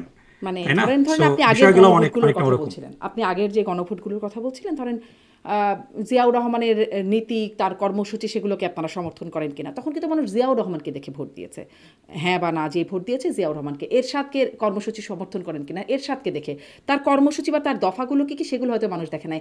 মানুষ ধরেন নির্বাচনে যখন ইশতেহার দেয়, সেই ইশতেহারও মানুষ কিন্তু আসলে জানে না ইশতেহারে কি কি আছে, ওই মানুষটাকে দেখে ভোট দেয় বা লিডারকে দেখে ভোট দেয়। এখানে তো কোনো লিডার নাই। মানে বাংলাদেশের বাস্তবতাটা তো এভাবে করে আমরা এতদিন দেখে এসেছি। এখানে তো লিডারটা হলো এই জুলাই আন্দোলন যে শহীদরা করেছে এবং গাজীরা করেছে, তাদের তাদের প্রতি শ্রদ্ধা। এটা তো একেবারে মানুষের কাছে এই স্মৃতিটা তো খুব ভিভিড না? সুতরাং সেই জুলাই আন্দোলন করে, সেই জুলাই আন্দোলনের ফলে যেই ফ্যাসিবাদ বাংলাদেশের জনগণ বিদায় করেছে, সো জুলাই চার্টারের তো উদ্দেশ্যটা হলো যে সেই ফ্যাসিবাদ যেন বারবার চলে না আসে। কারণ let's just be honest at some point, যে কোনো দলীয় সরকার এই জুলাই চার্টার বাস্তবায়ন করবে না, এটা এটা মানে এটা কারোর প্রতি অবিশ্বাস না। This is how it is. আমি রাজনৈতিক দলগুলোর প্রতি পূর্ণ সমর্থন, পূর্ণ শ্রদ্ধা রেখেই বলছি যে রাজনৈতিক দলগুলোর অনেক স্টেক হোল্ডার থাকে, অনেক ফাইন্যান্সিয়াল ডোনার থাকে, যারা তাদের স্বার্থে আঘাত আসে এরকম কোনো কিছু রাজনৈতিক দল করুক এটা চায় না। আমি প্রিটি শিওর যে বিএনপির অধিকাংশ সদস্য বিচার বিভাগের পৃথকীকরণ চায়, কিন্তু আমরা দেখেছি যে এটা কিন্তু বিএনপি যখন ক্ষমতায় ছিল তখন এটা হয়নি। সো এই যে জায়গাগুলো, যে একটা নির্দলীয় কেয়ারটেকার গভর্নমেন্ট, ইন্টারিম গভর্নমেন্টের পক্ষে যে জিনিসটা বাস্তবায়ন সম্ভব, সেটা কিন্তু একটা দলীয় সরকারের জন্য অনেক চ্যালেঞ্জিং। এ কারণেই এই চার্টারটার একটা আইনি ভিত্তিটা খুবই জরুরি, কারণ বাস্তবায়ন তো আসলে বেসিক্যালি দলীয় বিএনপি যেটা সরকারকেই বলছে করতে যে হবে। Trust me, I will do it when I come to power। সেটাই, দলীয় এটা দলীয় সরকারকেই করতে হবে তো বাস্তবায়নটা, তাই না? যদি না, আপনি বাস্তবায়ন কিন্তু কিন্তু এটার আইনি ভিত্তি যখন হয়ে যাবে, বাস্তবায়ন তো পরের কথা। আপনার যদি ভিত্তিটাই না থাকে আইনি ভিত্তি, তাহলে তো ইভেন আপনি এটাকে আইনি ভিত্তি দেওয়ার জন্য চেষ্টাও করবেন না, বাস্তবায়ন তো আরো পরের কথা। মানে আইনি ভিত্তি হওয়ার পরও বাস্তবায়নটা ইজ এ টাফ থিং, এটাকে এনশিওর করতে হবে জনগণের। কিন্তু আপনার যদি আইনি ভিত্তিটাই না থাকে, তাহলে আপনি কিসের বেসিসে সরকারকে বাধ্য করবেন মানতে? আর যেগুলোর So, আইনি এই ভিত্তি জিনিসটা খুবই ছিল, গুরুত্বপূর্ণ। আমরা দেখেছি আমাদের শাসকরা সেই আইনি ভিত্তির বাইরে গিয়ে কাজ করেছে। আইনি ভিত্তি তাদের জন্য অবশ্যই খুব অবশ্যই, মানে ম্যাটার করে আই না। এম নট ডিসপিউটিং আমি ইউ আসলে অন আপনার দ্যাট। কাছে এটাও এ কারণেই আপনি আমাকে আইনি বলছেন না ডক্টর নকিবুর রহমান, যে মানুষকে তো আন্ডারস্টিমেট কেন করছেন বা মানুষ বুঝবেন এটা আমি কেন ভাবছি। আপনার নিশ্চয়ই মনে আছে চ্যাথাম হাউসের ডক্টর ইউনুস, তিনি যখন বক্তব্য দিচ্ছিলেন, তাকে যখন সঞ্চালক প্রশ্ন করছিলেন সাংবাদিক যে কেন মানুষের উপরে ছেড়ে দেওয়া হচ্ছে না, যে মানুষ ভোট দিয়ে তার কোন সেট তার পছন্দ হচ্ছে সেটা বাছাই করুক, তখন তিনি বলছিলেন মানুষ যদি বুঝতো পিআর কি, উচ্চকক্ষ কি, নিম্নকক্ষ কি, তাহলে তো ভালোই হতো। মানুষ এগুলো বোঝে না, টাকার বিনিময়ে ভোট দেয় মানুষ। আপনি বলছেন প্রধান উপদেষ্টাও শিগগিরই এটি বাস্তবায়নের কথা বলছেন। তো তিনি যদি এই বোধটা তার থাকে, তাহলে আপনারা কিসের উপরে মানে আন্ডারস্টিমেট আসলে এই কারণেই তো আপনি আপনি মানে এখানে আমি তার সাথে ডিসএগ্রি করছি না, এবং আমার কথাটাও এটার সাথে ডিসএগ্রিমেন্ট না। আমি বলছি এই কারণেই তো আপনি 48টা ভোট ইয়েস নো করতে বলছেন না মানুষকে। আপনি you are presenting it as a package, so it will live or die as a package. So এতটুকু তো ট্রাস্ট করা যায়। জি, এতটুকু তো ট্রাস্ট করা যায়।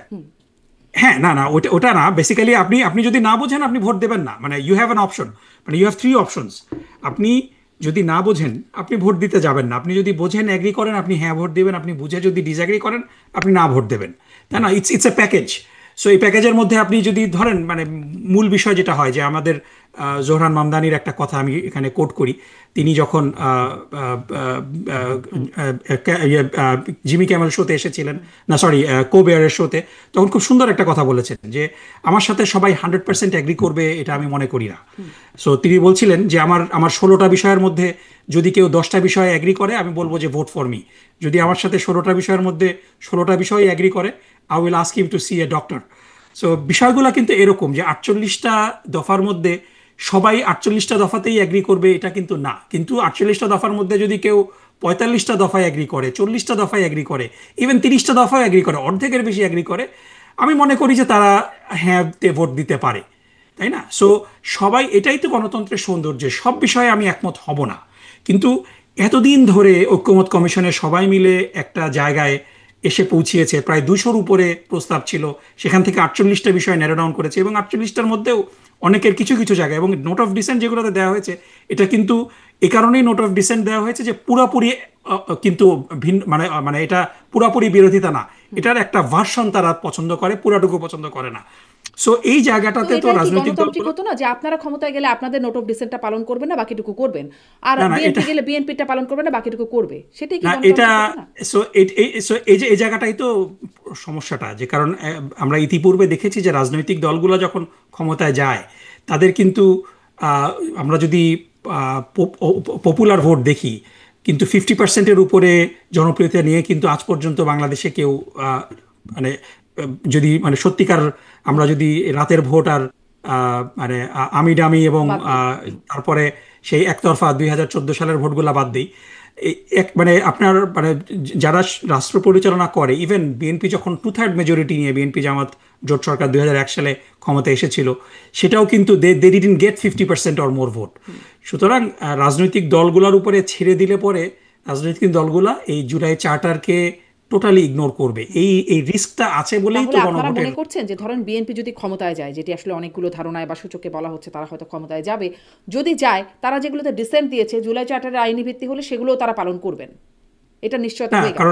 কারণ জুলাই চার্টারের মধ্যে যদি এটা ইনক্লুডেড হয়, ফর এক্সাম্পল মানে একটা জিনিস এইখানে 48টার মধ্যে না যাই, বোথ হাউসের মানে আপনার আপার ক্যামেলের যে পিআর পদ্ধতির কথা বলা হচ্ছে, এটাতে তো বিএনপি অ্যাগ্রি করে না, উইচ ইজ ফাইন, সবাই সব কিছু বিষয়ে অ্যাগ্রি করতে হবে না। কিন্তু জুলাই চার্টার যদি গণভোটে পাশ হয় তখন বিএনপি এটা মানতে আইনগতভাবে বাধ্য। কিন্তু যদি আমরা বিএনপির উপরে ছেড়ে দেই, বেসিক্যালি আপার ক্যামেলটা হয়তো হবেই না, কিংবা আপার ক্যামেল করলে পরে ইট will B A rubber stamp, যদি এটা যদি মানে নির্বাচিত সদস্যদের সংখ্যানুপাতিক ভিত্তিতে হয়, তাহলে পরে ইট will B just an extension for it will B A club house for some social elites, এটা দিয়ে কোনো কাজ হবে না। সুতরাং এই বিষয়গুলা আপনি ডিসএগ্রি করতে পারেন, দ্যাটস ওকে, কিন্তু জনগণের ইচ্ছার প্রতিফলন তো আপনাকে করতে হবে। জি, সেটাই আসলে বড় প্রশ্ন, জনগণ না বুঝলে ইচ্ছার প্রতিফলনটা কী হবে। যাই হোক, এখানে অনেক গুবলেট পাকানো বিষয় আছে। আমি একটু এটা মানে জানতে চাই যে মিয়া গোলাম পরোয়ার তিনি বলছেন যে এই যে 5 দফা দাবি না মানলে যেই মানে 11 তারিখের কর্মসূচির কথা বলছেন, আমার আসলে এটিও প্রশ্ন যে গণভোটের দাবি সহ এই দাবিগুলো, মানে আপনি বলছেন গণতন্ত্রের কথা, আপনাদের দাবি এটি মানতেই হবে, না মানলে আপনারা আঙ্গুল বাঁকা করবেন বা রাজপথে নামবেন। যদি এখন বিএনপি বলে আমরাও এখন রাজপথে নামবো, তাহলে ঢাকার চিত্র আপনারা একভাবে বদলাবেন, বিএনপি একভাবে বদলাবে, মানে ঢাকার মানুষের কি হবে চিত্র যদি এইভাবে বদলাতে থাকেন? হ্যাঁ, ডেফিনেটলি বিএনপি, এখন বিষয়টা হলো যে বিএনপিকে তো কেউ নিষেধ করছে না আন্দোলন না করতে। সুতরাং আপনার আন্দোলন করা এটা তো গণতান্ত্রিক অধিকার। আমি আবার প্রথমেই যেটা বলেছিলাম যে আমাদের 5 দফা দাবির মধ্যে ফর এক্সাম্পল নিম্নকক্ষে পিআরের দাবি এই ফেব্রুয়ারির নির্বাচনে বাস্তবায়ন সম্ভব না, আমরা জানি।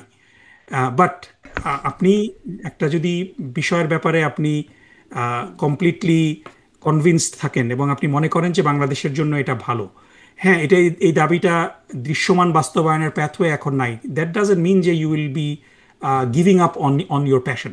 সো আপনি তো দাবি করতেই পারেন সেই দাবি, এবং আপনি সেই দাবি আপনার কথা আপনি বলতে পারেন, কিন্তু কয়েকটা বিষয় এখানে খুব গুরুত্বপূর্ণ এবং টাইম সেনসিটিভ। সেটা হলো রাজপথে চলে আসে, মানে ঢাকার চিত্র বদলে দেবেন আপনারা, বিএনপিও কিন্তু আন্দোলনের বিষয় বলে রেখেছে। 5 দফার সবগুলোর জন্যই বলা হচ্ছে সেটা না, মূলত এই এই আন্দোলনকে ইন্টেন্সিফাই করাটা হচ্ছে গণভোটের দাবির জন্য। সো এখন যদি বিএনপি তার দাবি নিয়ে মাঠে আসে, ফাইন, বিএনপিকেও বলতে হবে তাহলে যে গণভোট আগে হলে কি অসুবিধা। সো বিষয়টা এটাই তো গণতন্ত্রের সৌন্দর্য। এখন মানে মুশকিল হয়েছে কি যে আমরা এর আগে যেই আন্দোলনগুলো দেখে এসেছি, যে আন্দোলন মানে ভাঙচুর, টায়ার জ্বালানো, জনগণের মানে জনগণের অসুবিধা। সো আমরা কিন্তু জুলাই কিন্তু আমাদেরকে সেই জায়গা থেকে একটা অন্যরকম জায়গায় নিয়ে গিয়েছে। সো আপনি আন্দোলন করতে পারেন, ডেফিনেটলি কিছু যানজট সৃষ্টি হয় আন্দোলনের কারণে, সাময়িক অসুবিধা হয়, কিন্তু আমরা কিন্তু মানে ওই লেভেলের ভাঙচুর কিংবা মানে সংঘর্ষ এগুলা কিন্তু আমরা দেখছি না। সো ডেফিনেটলি একটা গণতান্ত্রিক রাজনৈতিক দলের অধিকার আছে যে সে যে দাবিগুলো চায় সেই দাবিগুলো নিয়ে ইন্টেন্সিফাইড আন্দোলন করার, এবং সেটাই জামাত করছে, এবং এর ফলে যেটা হচ্ছে ইট স্টার্টস দ্য কনভারসেশন।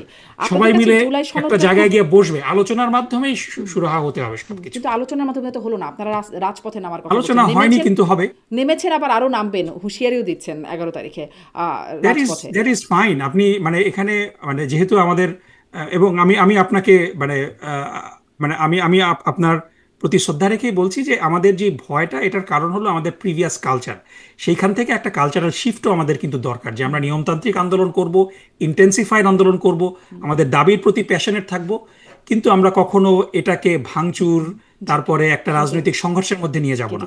এই জায়গাটাতে ওখানেই করে, মানে আমরা তো ঘরপোড়া গুরু, যখন আপনারা বলেন আঙ্গুল বাঁকা করবেন, যখন আপনারা বলবেন চিত্র বদলে দেবেন, তখন তো আমাদের ভয় লাগবেই যে কি করবেন। যে ডেফিনেটলি আমি এই ভয়, I share the same fear আপনি যেটা বলছেন, কিন্তু আমি আপনাকে আশ্বস্ত করতে চাই যে আমরা সেই 2024-এর আগের বাংলাদেশে আমরা ফিরে যেতে চাচ্ছি না। এটার একটা নতুন বাংলাদেশ। এখানে এই বাংলাদেশ আমাকে এতটুকু নিশ্চয়তা দিয়েছে যে আমি যেই ব্যাপারে প্যাশনেট, সেই ব্যাপারটা আমি পার্সু করতে পারবো নির্ভয়ে, আমি বলতে পারবো নির্ভয়ে, আমি আমার দাবি জানাতে পারবো।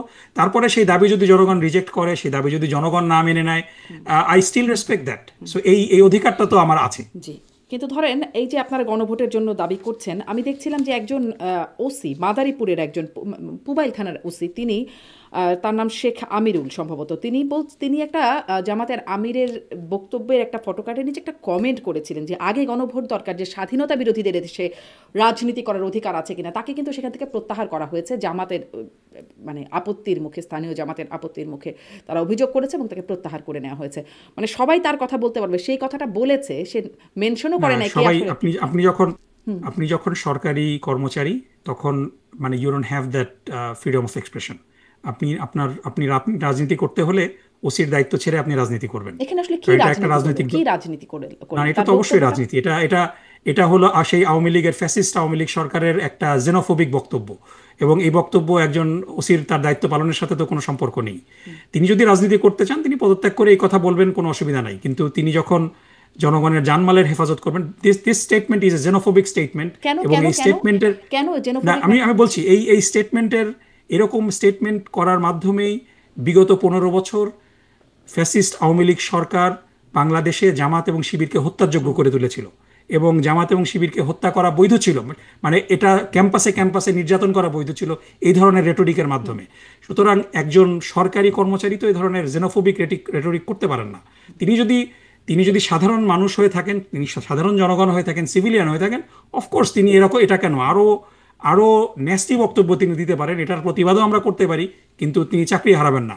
তিনি যে একটা বক্তব্য দিবেন, আমি তার পাল্টা একটা বক্তব্য দিব, কিন্তু আপনি সরকারি জায়গায় থেকে এই ধরনের জেনোফোবিক রেটরিক আপনি মানে প্রমোট করতে পারেন না, কারণ এটা আপনার নিরপেক্ষতাকে ক্ষুণ্ণ করে।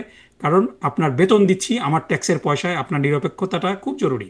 এটা পৃথিবীর সব জায়গায় there are rules of engagement for government officials. এখানে কেন নিরপেক্ষতা নাই বলে মনে হচ্ছে তার বক্তব্য? না, এখানে একটা রাজনৈতিক দলকে আওয়ামী লীগের শেখানো একটা, যেটা বারবার বলছি, যে আওয়ামী লীগের শেখানো একটা ফ্যাসিস্ট জেনোফোবিক বক্তব্য এখানে দেয়া হয়েছে। এটার মাধ্যমে একটা রাজনৈতিক দলের কার্যক্রমকে সংকুচিত করার, যেই রাজনৈতিক দল বিগত ফ্যাসিস্ট এই বক্তব্যের মাধ্যমে সেই রাজনৈতিক দলকে জামাত এবং শিবিরকে হত্যাযোগ্য করে ফেলা হয়েছিল। এই কারণে এটা একটা অপরাধ যে স্বাধীনতা বিরোধীদের রাজনীতি করার অধিকার আছে কিনা, তিনি যখন এই প্রশ্নবোধক শুধুমাত্র বলছেন যে গণভোট দরকার যে আছে কিনা, তিনি বলছেনও না যে অধিকার নাই, তিনি বলছেন এই জন্য একটা গণভোট দরকার, যে দরকার আছে কিনা। কিন্তু আপনারা আবার 5 দফা দাবির মধ্যে স্বৈরাচারের দোষর আখ্যা দিয়ে জাতীয় পার্টির জেনোফোবিক টোন। জি, যে ওই যে বলছিলাম 5 দফার দাবির মানে শেষ দফায় বলছেন জাতীয় পার্টি সহ 14 দলের রাজনীতি করার অধিকার থাকবে না, তাদের কার্যকলাপ নিষিদ্ধ করতে হবে। মানে আপনারা এটা বলতে পারবেন যে তাদের কার্যকলাপ নিষিদ্ধ হয়ে যাক? আমরা তো সরকারি বেতনভুক্ত কর্মচারী না। আমরা যদি সরকারি বেতনভুক্ত কর্মচারী হতাম তাহলে এই দাবিটা বৈধ হবে, এই দাবিটা বৈধ হবে। অবশ্যই অবশ্যই, আমি তো দাবি করতেই পারি, আপনিও করতে পারেন, কিন্তু আপনি সরকারি সেই দাবিটা যৌক্তিক সুযোগ সুবিধা নিয়ে আপনি করতে পারবেন না। সেই দাবিটা মানে there is a difference. I think you see the difference. আমি একজন সিভিলিয়ান হিসাবে আমাকে তো সরকার বেতন দেয় না, কিংবা আমি মানুষের জানমালের বলছে না, তাই না? সে তো সরকারি, তিনি তো সরকারের বিরুদ্ধে। আমি আওয়ামী লীগের রাজনীতি নিষিদ্ধের দাবি করতে পারি, আমি জাতীয় পার্টির রাজনীতি নিষিদ্ধের দাবি করতে পারি, কিন্তু একটা ওসি তো করতে পারেন না, তার তো সেই রাইট নাই। এবং এটা করলে তার চাকরি তো চলে যাবে। জি, তিনি বলছেন গণভোট দরকার। এটা তিনি বলতে পারতেন, তিনি যদি সাধারণ মানুষ হতেন, তিনি যদি সিভিলিয়ান হতেন।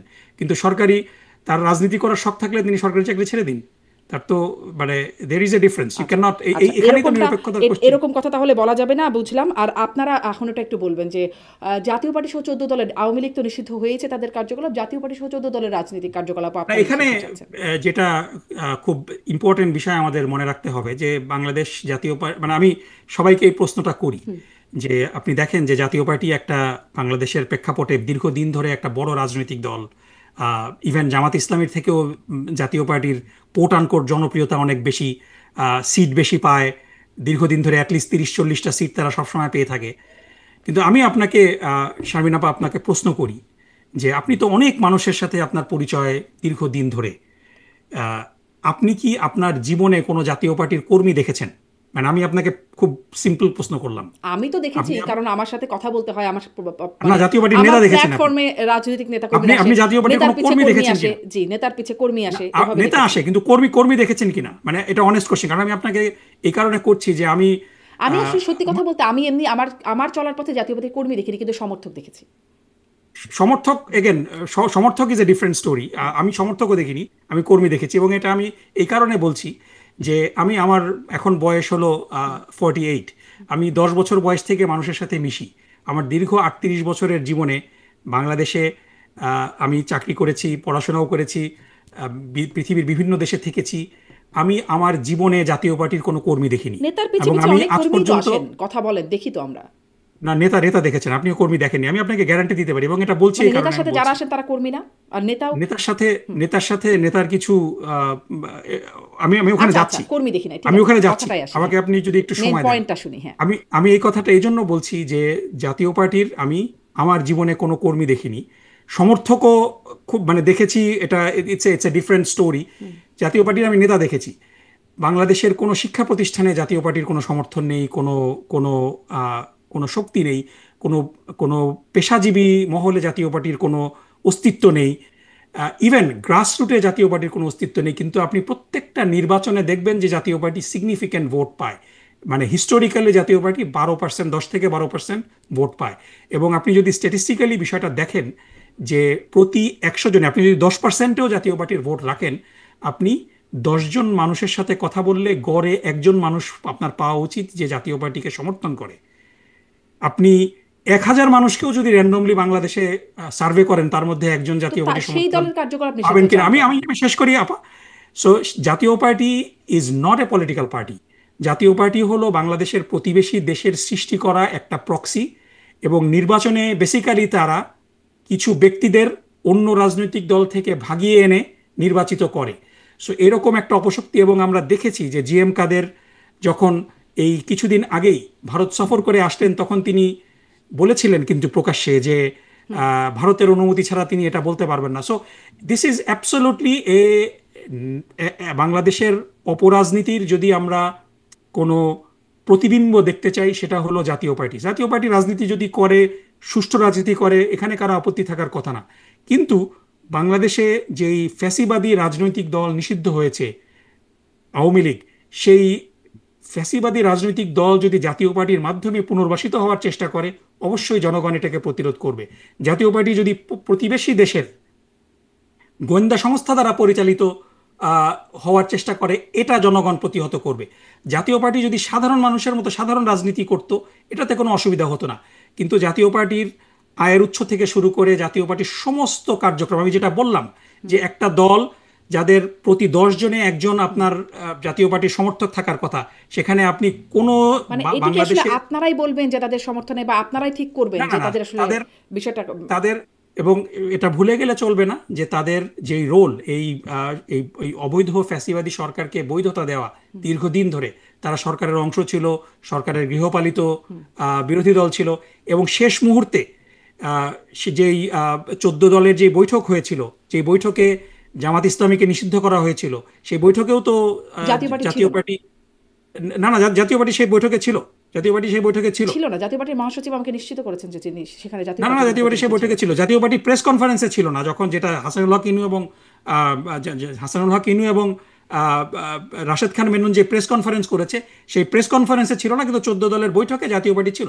সো বেসিক্যালি জাতীয় পার্টির সাথে এই ফ্যাসিবাদীদের যে সম্পর্ক, সেটা জাতীয় পার্টি রাজনীতি করতে পারে, কিন্তু জাতীয় পার্টির মাধ্যমে যদি আওয়ামী লীগকে পুনর্বাসিত করার চেষ্টা করা হয়, সেটা জনগণ রুখে দিবে। সো এই জায়গাটাতেই ডিস্টিংশন করতে হবে। জাতীয় পার্টি রাজনীতি করতে পারে, রুখে দিতে দেন, জনগণ ভোট না দিক, বা তাই সেক্ষেত্রেও একটা গণভোট হতে পারে যে জাতীয় পার্টি থাকবে না সেই সিদ্ধান্ত। না, রাজনৈতিক দল নিষিদ্ধের জন্য তো গণভোট, দেখেন আপনি রাজনৈতিক দল নিষিদ্ধের জন্য তো গণভোট পৃথিবীর কোথাও হয় না। কারণ আপনি যদি পৃথিবীর যে কোনো রাজনৈতিক দল নিষিদ্ধ করার জন্য গণভোট দেন, সেই গণভোটে সেই দল নিষিদ্ধ হয়ে যাবে। কারণ কোনো রাজনৈতিক দলের জনপ্রিয়তাই 50%-এর বেশি না।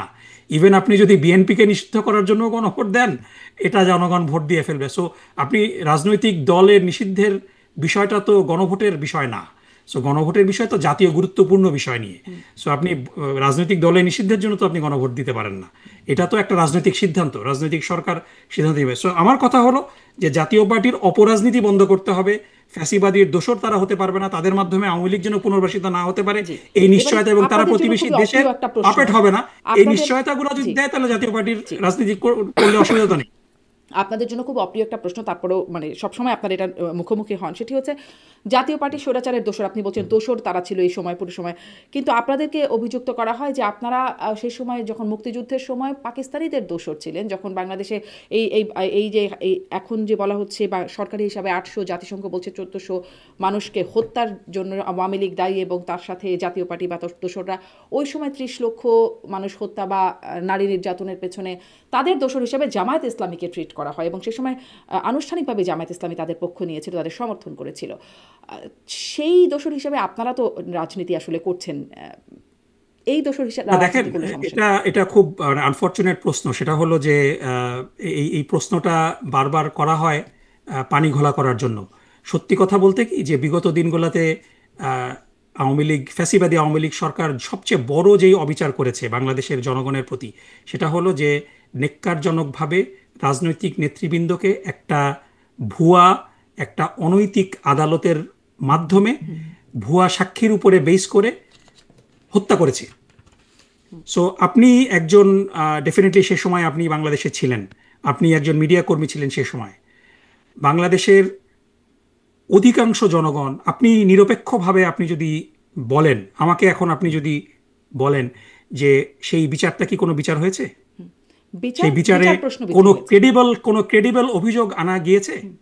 না, কিন্তু বিচারটা আপনি নিয়ে তো আপনি কথা হচ্ছে না, আপনি বিচারটা প্রশ্নবিদ্ধ আপনি হয়েছে। আপনার রাজনৈতিক প্রতিপক্ষকে একটা বায়বীয় অভিযোগ এনে না, কিন্তু সাক্ষী জামাত তৈরি ইসলাম করে, স্বাধীনতা বিরোধী ছিল, মুক্তিযুদ্ধ বিরোধী না ছিল, না তো ওটা বায়বীয় ওটা অভিযোগ না সো ছিল কি? Basically you are innocent until proven guilty. না না, সেখানে এটা আপনাকে তো আপনি ফৌজদারি পারসিকিউট অপরাধের করা কথা হয়েছে, বলছেন আপনাকে ওই সময়। হত্যা করা হয়েছে, হাজার হাজার মানুষকে হত্যা করা হয়েছে, একটা একটা মানে তো জাতীয় পার্টিও তো বাংলাদেশের ইনোসেন্ট মানুষকে আনটিল জিম্মি করে। গিলটি। জি, জাতীয় পার্টির কথা বলছেন, তাদেরকে নিষিদ্ধ করে, তারা না তো না জাতীয়, ইনোসেন্ট আনটিল প্রুভেন গিলটি।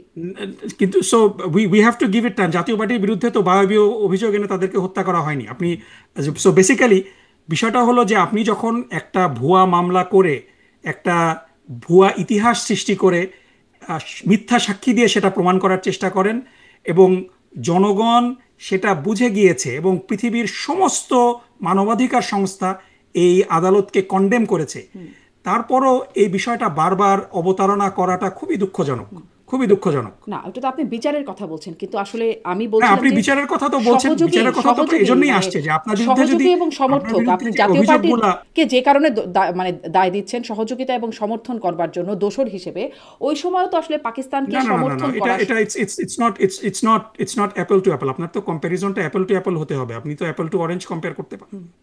আপনি তো একটা মানে না, দিস দিস ইজ অবশ্যই this is apple to not the apple হচ্ছে কম্প্যারিজন। না, কারণ সেখানে আপনি যে 30 লক্ষ মানুষ অভিযোগে, ছিল, আপনি এখানে জামাতের 1400 বিরুদ্ধে মানুষ। যে অভিযোগগুলো এনেছেন, আপনি জামাতের বিরুদ্ধে যে অভিযোগগুলো আনছেন, আদালত যখন এটিএম আজহারুল ইসলামকে বিজ্ঞ প্রধান বিচারপতি যখন মুক্তি দিয়েছেন, বেকসুর খালাস দিয়েছেন, তখন তার মন্তব্যটা যদি আপনি পড়েন, এরপরে this this total discussion should have been buried deep under the ground.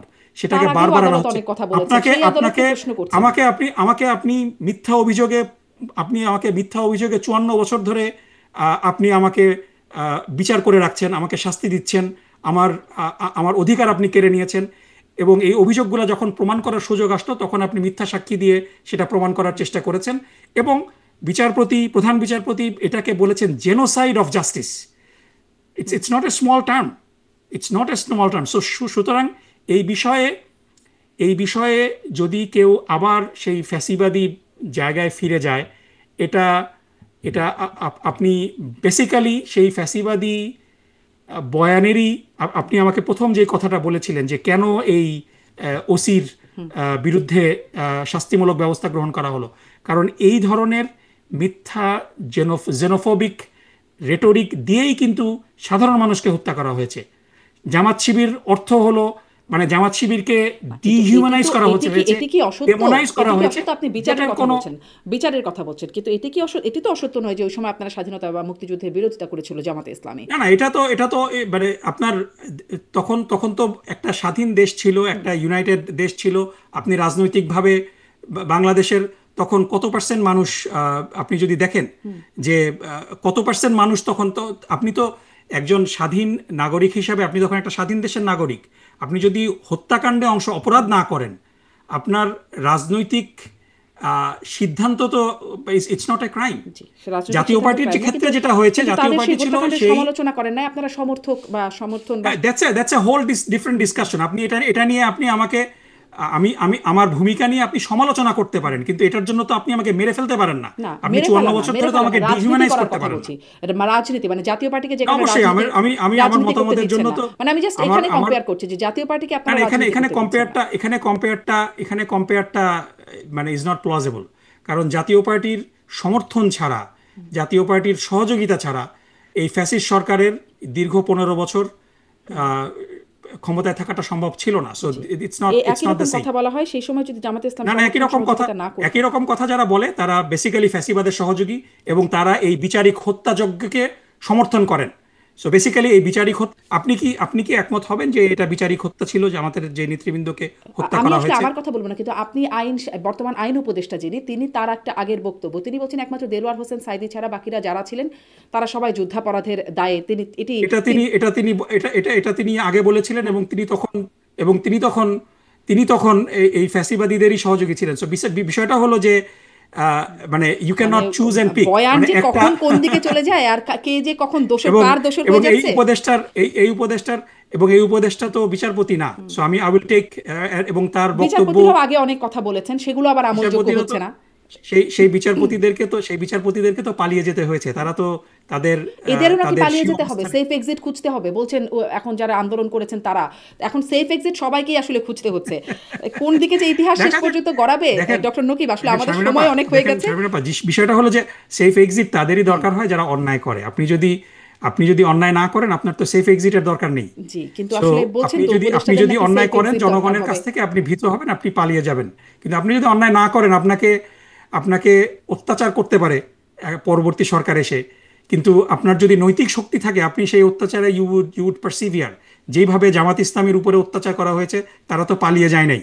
এ কারণেই জনগণের সহমর্মিতা বাংলাদেশ জামাত ইসলামীর জনগণ পাচ্ছেন। আপনারা শহীদ মীর কাসেম আলী, তিনি তাকে ফাঁসি দেওয়া হবে এটা জেনেও তিনি বাংলাদেশে ফেরত এসেছেন, কারণ তিনি জানেন যে তিনি নিরপরাধ।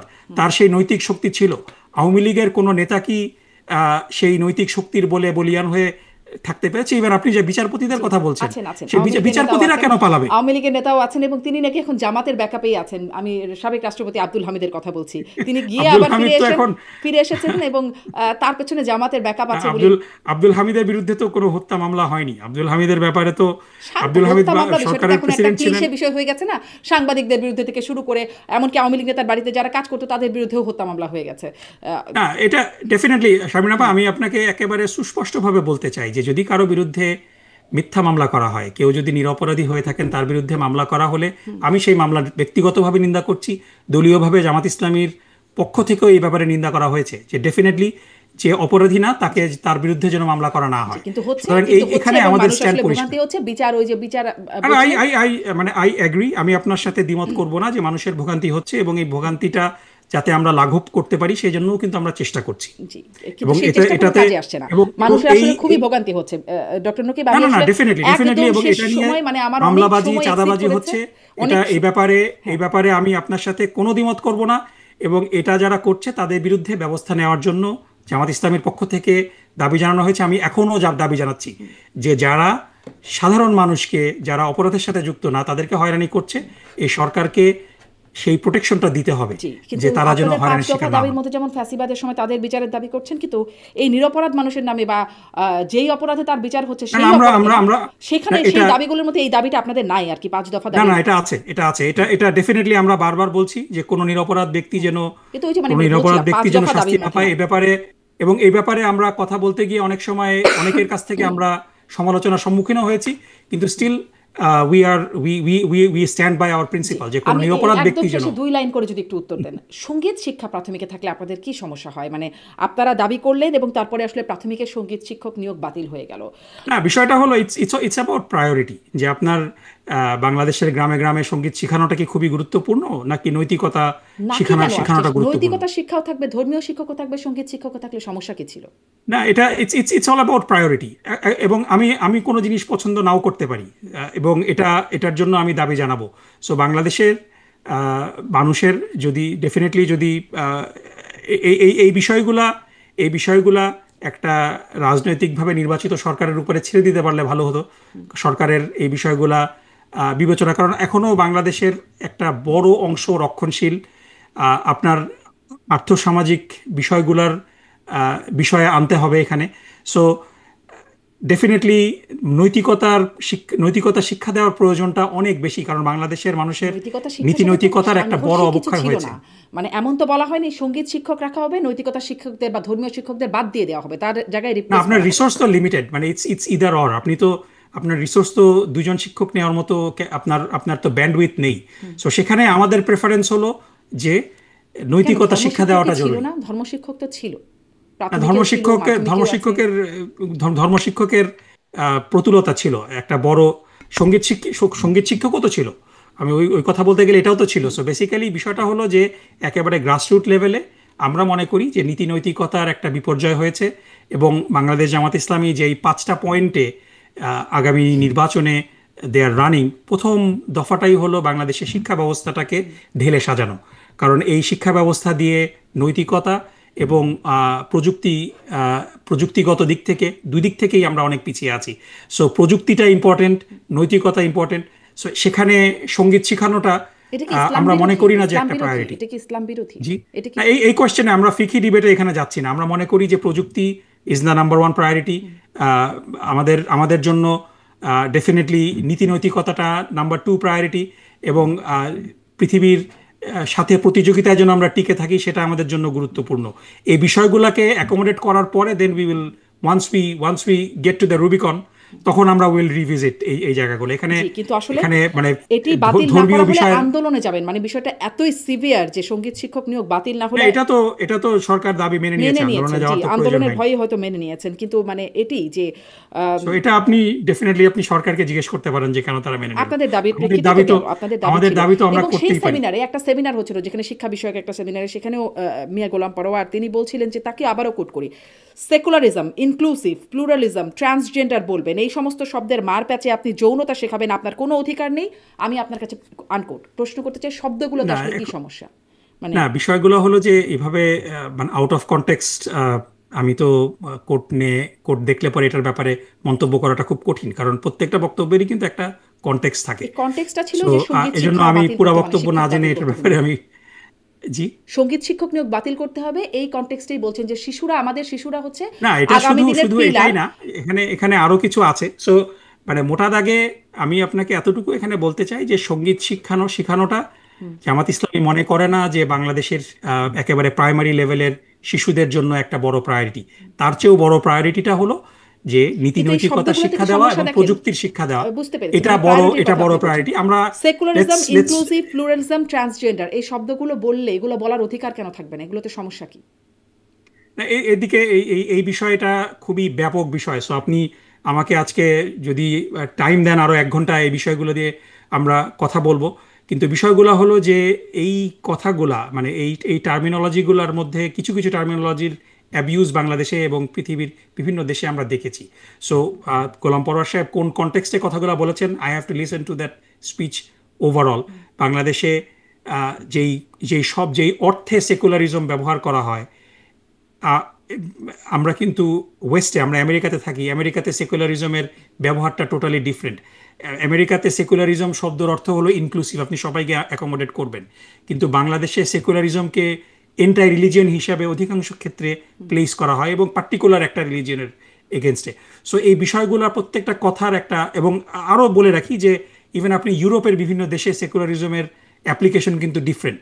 আপনি দেখেছেন যে ফ্রান্সে সেকুলারিজমের নামে আপনার মানে মহিলাদের, মুসলিম মহিলাদের হিজাব পরা, নিকাব করা, এটার ব্যাপারে নিষেধাজ্ঞা দেওয়া হয়, উইচ আমেরিকান সেকুলারিজমের ডেফিনেশনে যেটা কোনো সময় করা হবে না। সো এটার যে অপপ্রয়োগ করা হয় এটা নিয়ে হয়তো তিনি বলেছেন, but I have to understand নিশ্চয়ই দ্য অপপ্রয়োগ, হোল এটা কনটেক্সট। সঠিক অর্থ কি সেটা হতে পারে, কিন্তু মানে এই সমস্যাগুলো মানে এই কথাগুলো বলার অধিকারই নাই। এগুলো বললে যৌনতা শেখানো কিভাবে? আমি না, না, এটা কোনোভাবে এটা স্পষ্ট মানে হইনি। এই কথাগুলো আমি যেটা বললাম যে তিনি কোন প্রেক্ষাপটে কিভাবে তিনি বলেছেন, আহ, এবং এবং আমি দুজনই জানি যে অনেক সময় যে কথা বলা হয় না সংবাদপত্র সেটাও প্রচার করে আমি দেয়, একদম আবার অনেক আমি সময় তার যে কথা কথা থেকে বলা শুনে, হয় আমি এই জন্য কোনো সেটাও প্রচার করে না। পত্রিকা থেকে দেখে করছি না, আমি একদম তার পুরো বক্তব্যটা শুনছিলাম। তিনি না, না, আজকের শিশুরা আগামী দিনে বড় হয়ে সরকার প্রধান, বিচারপতি, এই না, সব ওটাও হবে, ওটাও এবং বুঝলাম, আজকের কিন্তু শিশুদেরকে এগুলো আমি শেখালে যেটা আসলে শুনিনি সেই ব্যাপারে আমি জি। কমেন্ট করতে কমফোর্টেবল আমি ফিল করি না। আপনাদের বাট আমি নারী আপনাকে নীতিটা মোটা কেমন দাগে হবে যেটা বলছি যে ডক্টর নকিব? আপনাদের সঙ্গীতের ব্যাপারে জামাতের প্রায়োরিটিটা হলো যে নীতি নৈতিকতার শিক্ষাটা বেশি প্রয়োজন বলে জামাত মনে করে, এবং কারিগরি শিক্ষা, প্রযুক্তিগত শিক্ষা যেটা জি, আমাদেরকে স্পষ্ট সেটি কম্পিটিটিভ প্রায়োরিটি। করবে, এই বিষয়গুলো আরো ইম্পর্টেন্ট। এই কারণে আপনাদের ইটস অল অ্যাবাউট আপনাদের প্রায়োরিটি। আপনাদের নারী নীতি নিয়েও একটু প্রশ্ন আছে। আপনারা আসলে কেমন চাবেন? যেমন কদিন আগে জামাতের আমির বলছিলেন যে 5 ঘন্টা নারীর কর্মঘণ্টা, আপনারা ক্ষমতায় গেলে 5 ঘন্টা হবে। আহ, জামাতের শ্রমিক কল্যাণ ফেডারেশনের কেন্দ্রীয় সহসভাপতি কবির আহমেদ, তাকে একটা টক শোতে বলতে শুনছিলাম যে জামাত ক্ষমতায় গেলে নারীরা শুধু নারীদের সামনে নাচ গান করবে, মানে শুধু নারীদের সামনেই করবে। তাহলে কি আমরা নাটক সিনেমা যা দেখছি তা সেরকম হবে না? বা নারীর কর্মঘণ্টা সব মিলে আপনাদের নারী নীতিটা একটু সংক্ষেপে বলবেন। তো শারমিন আপা, আপনাকে যদি আপনার যদি ছোট বাচ্চা থাকে, আপনাকে যদি আপনার 8 ঘন্টার জায়গায় আপনাকে রিলিফ দেওয়া হয় 3 ঘন্টা, এটা কি আপনি অপছন্দ করবেন? সেটা তো ছোট বাচ্চা থাকলে, কিন্তু নারীর কর্মঘণ্টা ছোট বাচ্চা থাকে নারীর তো কর্মঘণ্টা একটা 6 মাসের এখানে একটা একটা প্রবলেমটা সময় থাকে তাদের। এখানেই যে উনি তো এই বক্তব্য, ডক্টর শফিক সাহেব যখন এই বক্তব্যটা দিয়েছেন তিনি তো আমেরিকাতে দিয়েছেন, তাই না? তিনি এই বক্তব্যটা দিয়েছেন নিউ ইয়র্কে, তিনি যখন তার রিসেপশন ছিল, তিনি তো নারীর কর্মঘণ্টা বলেননি। কি মানে বলেছেন? প্রবলেমটা তো এখানেই যে এজন্যই আমি গোলাম পরোয়ার সাহেবের বক্তব্য নিয়ে আমি কথা আমি বলতে রাজি আপনাকে হইনি, যে পাঠিয়ে দিই, বিকজ আপনি পুরোটা শোনেন, কারণ ওই বক্তব্যটা আমি বিকজ পুরোটা বিকজ শুনেছি। না, আমি ওটাই বলছি যে আপনি নারীর কর্মঘণ্টা বলছেন, কিন্তু আমি তো ছিলাম একটু স্পষ্ট যখন করবেন প্লিজ। ডক্টর শফিকুর রহমান সাহেব কথাটা বলেছেন, তিনি এটা বলেছেন যে যেই নারীদের ছোট সন্তান আছে তাদের জন্য একটা রিলিফ দেয়, ইটস এ রিলিফ। এটা নারীর কর্মঘণ্টা কমিয়ে নারীকে ওয়ার্ক ফোর্সে রিলেভেন্ট করা এটা না, ইটস এ বেনিফিট। আপনি বেনিফিট কেন নেবেন না? এটা নারী বান্ধব হওয়ার কথা। তাকে নারীদের পক্ষ থেকে এটাকে ওয়েলকাম করার কথা, কিন্তু আমরা দেখছি যে জিনিসটাকে টুইস্ট করে এটাকে এমনভাবে ন্যারেটিভটা প্রচার করা তার হচ্ছে মানে বিষয়টা কি যে এরকম? জামাত তার ইসলামী মানে নারী আপনার কাছ থেকে বান্ধব তাহলে না, আপনার তারা কাছ থেকে তাহলে নারীদের, স্পষ্ট হই, আপনি ছিলেন সেখানে, মানে ছোট শিশু শুধুমাত্র যেই নারীদের আছে সেই নারীদের যে কর্মঘণ্টা নারীরা 5 ঘন্টা। তাদেরকে এটা একটা ব্রেক দেওয়া হবে, এবং এটা পৃথিবীর বিভিন্ন দেশে আছে। আমি কত ছোট শিশু আপনার মানে এখান কত ছোট শিশুর জন্য আসলে এটা শিশুর উই মায়ের ক্যান জন্য? Talk about that. একটা নীতি তো যখন যখন একটা নীতি মানুষের সামনে আনা হবে, যখন এটা ইমপ্লিমেন্ট করা হবে, তখন অবশ্যই আচ্ছা it will be discussed with stakeholders. আচ্ছা আচ্ছা, স্পষ্ট। কিন্তু মোটা দাগে জামাতের যেই পলিসিটা সেটা হলো যে যেই নারীদের শিশু সন্তান আছে, সো এই বয়স সীমা নিয়ে কথা হতে পারে, জি। এটা 2 বছর 3 বছর 4 বছর যেটাই হোক না কেন, এটা নিয়ে আচ্ছা, ডেফিনেটলি তার মানে দেয়ার এটা ক্যান বি এখনো ডিসকাশন। স্পষ্ট হয় না, আপনাদেরও কিন্তু এখনো নীতিতে নিতে প্রিন্সিপালটা বাকি। হলো যে নারীরা অনেক সময়, যেটা আমরা যদি দেখি যে সুইডেনে কিন্তু এটা করা হয়েছে, মানে নারীদের 8 ঘন্টাকে 25% কমিয়ে দেওয়া হয়েছে আনটিল দ্য চাইল্ড টার্নস 8। জি, আপনি এটা বলছেন হলো সেটি ওয়ার্ক আসলে লাইফ ব্যালেন্সের জন্য। আপনারা নীতিটা পরবর্তীতে আলোচনা করে কৌশলটা নেবেন যে কত ছোট না, বাচ্চা। মানে মোটা দাগে নীতিটা হলো যে নারীরা যাতে করে কমফোর্ট ফিল করে, তাদের উপরে চাপটা কমে যায়, কারণ একজন নারী যার ছোট জি, সন্তান আমার আছে, মনে হয় বিষয়টা তার স্পষ্ট। কর্মক্ষেত্রে সাথে সাথে তার ওয়ার্ক লাইফ যেই ব্যালেন্সটা, এটা একটু ইম্পসিবল আর হয়ে যায়। আর আর নারীরা যে মানে যদি বলি যে সংস্কৃতি অঙ্গনের যে জায়গাগুলো নাচ গান সেই এটা এটা কবির এবং এখানেও আমি বলবো যে এটা এটা এটা মানে কবির সাহেব has to respond to that. এটা জামাতের কোনো এই সাংস্কৃতিক বিষয়ে এ ধরনের কোনো পলিসি জামাত ইসলামের নেই। যেভাবে সো নাটক এটা সিনেমাগুলো চলছে আমাদের দেশে সেভাবেই চলতে পারে। অবশ্যই সেগুলো চলবে। এখানে তো মানে বিষয়গুলো হলো যে মানে আহ, এই প্রশ্নগুলা করা হয়। আমি আমি আপনাকে দোষারোপ করছি না, কিন্তু আমি আপনাকেও মানে এগেন মানে আমি এইভাবে বলছি না, কিন্তু আপনি দেখেন যে জোহরান মামদানিকেও জিজ্ঞাসা করা হয় যে নিউ ইয়র্কে তুমি মেয়র হলে কি মহিলারা পরের দিন থেকে বোরকা পরে বের হবে কিনা।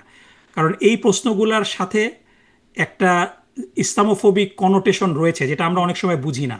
সো আপনি এই সংস্কৃতির প্রশ্ন তো আওয়ামী লীগকে করবেন না, কিংবা বিএনপিকে করবেন না, আপনি জামাতকে কেন করবেন? জামাতের যে সমস্ত শিক্ষা প্রতিষ্ঠানগুলো আছে, জামাত তো বাংলাদেশে ভেসে আসেনি গত কারণ 54 বছর ধরে। আওয়ামী লীগ আমাদের বিএনপি আসলে মানে বিশেষ কিছু বলে না। না না, বিষয়গুলো হলো, আমি আপনারা ওই বলেন জন্যই বিশেষ বলছি যে কিছু, যেটা আমরা বুঝি না। জোহরান মামদানিকে প্রশ্ন করা হয় যে if you are elected mayor, are you going to force everybody to wear burqa? করা হয়েছে, আপনি দেখেছেন, হ্যাঁ, তাই সমস্যা না? নেই, তিনি স্পষ্ট করবেন যে না আমরা এটা করব না, বা হ্যাঁ আমরা না, করব। কিন্তু কোশ্চেনটা হলো যে ওয়াই উড জোহরান এই প্রশ্ন এই কোশ্চেনটার মধ্যে is it's not a normal question, it's a Islamophobic connotation আছে এগুলার মধ্যে। সো সেটাই মানে এই প্রশ্নগুলার কারণ আমরা আসলে বুঝি না অন্তর্নিহিত আপনারা উদ্দেশ্য কেমন হলো শরিয়া যে আইন বাস্তবায়ন ইসলামের করবেন, সাথে আমরা আসলে সেটা জামাত বুঝি না। ইসলামী যেহেতু একটা ইসলামপন্থী দল, ইসলামের সাথে সংস্কৃতি যায় না, ইসলাম একটা ব্যাকওয়ার্ড বিষয়, এই ধরনের কিন্তু একটা আন্ডারলাইং অ্যাজাম্পশন আছে, হুইচ ইজ ভেরি প্রবলেমেটিক। আপনারা বোঝাতে পারেন নাই তাহলে সেটা আমাদেরকে, মানে আপনারা শরিয়া আইন কিভাবে জারি করবেন, কোন আইনটা জারি করবেন, কিরকম আপনাদের আইন হবে, আমরা আসলে ঠিক বুঝতে পারি না, তো এই জন্য প্রশ্ন না, এটা বুঝতে না পারার কারণ হলো যে জামাত ইসলামীকে নিয়ে আপনাদের পড়াশোনা না করা। জামাত ইসলামীর আপনারা যদি দেখেন যে জামাত ইসলামীর লিটারেচার রয়েছে, দেয়ার ইজ অ্যাবান্ডেন্স অফ আমরা আসলে খুব রিডিং। সো পড়াশোনা এগুলো করে কাউকে আপনারা বুঝি না। আমরা কথা শুনে এভাবেই বোঝার চেষ্টা করি, মানে এটা আমাদের জাতিগত না, বিষয়। আমাদেরকে তো বিষয়টা হলো যে হতে পারে। এই যে আপনি আমাকে আজকে ডাকলেন, বিগত 54 বছরে এই 5ই অগস্টের আগে বাংলাদেশ জামাত ইসলামীকে তো মিডিয়া থেকে ব্ল্যাকআউট করে দেওয়া হয়েছিল। সুতরাং আপনারা এই মানে এখন এই যেমন আওয়ামী লীগ এনগেজমেন্ট। ব্ল্যাকআউট বাংলাদেশের মেইন স্ট্রিমে নাই। জি, আওয়ামী লীগ যেমন মেইন স্ট্রিমে যেতে পারে না, এখন তাদেরকে ব্ল্যাকআউট করে না, আওয়ামী লীগ তো বাংলাদেশে নিষিদ্ধ একটা সংগঠন, নিষিদ্ধ সংগঠন হত্যাযজ্ঞের সাথে জড়িত সংগঠনকে আপনি কেন নরমালাইজ করবেন? নিষিদ্ধ সংগঠন না, তাদের জার্মানিতে কার্যকলাপ নাৎসি পার্টিকে তো আপনি নরমালাইজ করতে পারছেন না। সো তাদের কার্যকলাপ যারা নিষিদ্ধ। গণহত্যার সাথে সরাসরি জড়িত, ফোনে গণহত্যার নির্দেশ ওই দিচ্ছে, যে আপনি তাদেরকে আপনি বলছিলেন কেন? না, আপনি বলছিলেন না, একদম একটার সাথে একমত, মানে সেই নির্দেশনাগুলো আমরা শুনেছি, সেটা নিয়ে তর্ক নাই, কিন্তু ওই যে আপনি বলছিলেন না যে ইনোসেন্ট আনটিল প্রুভেন গিলটি, যা হোক। কিন্তু কিন্তু দেয়ার আর এভিডেন্স। আপনি আপনি আপনি জি কোর্টের মাধ্যমে প্রমাণিত হননি, কিন্তু আপনি তো আপনার চোখের সামনে হত্যা হয়েছে, আপনি তো এটা দেখেছেন। জি, সো এরকম দ্য আবার অনেকে অনেক কিছু ট্রায়াল দেখেছে। Process is doctor going on. Nakib, আসলে সেই বিষয়ে আজকে আর নাই যাই, অনেকে অনেক কিছু দেখেছে, আমি দেখি নাই, আপনি বিষয়টা দেখেছেন। হলো যে এগুলা নরমালাইজ তো করার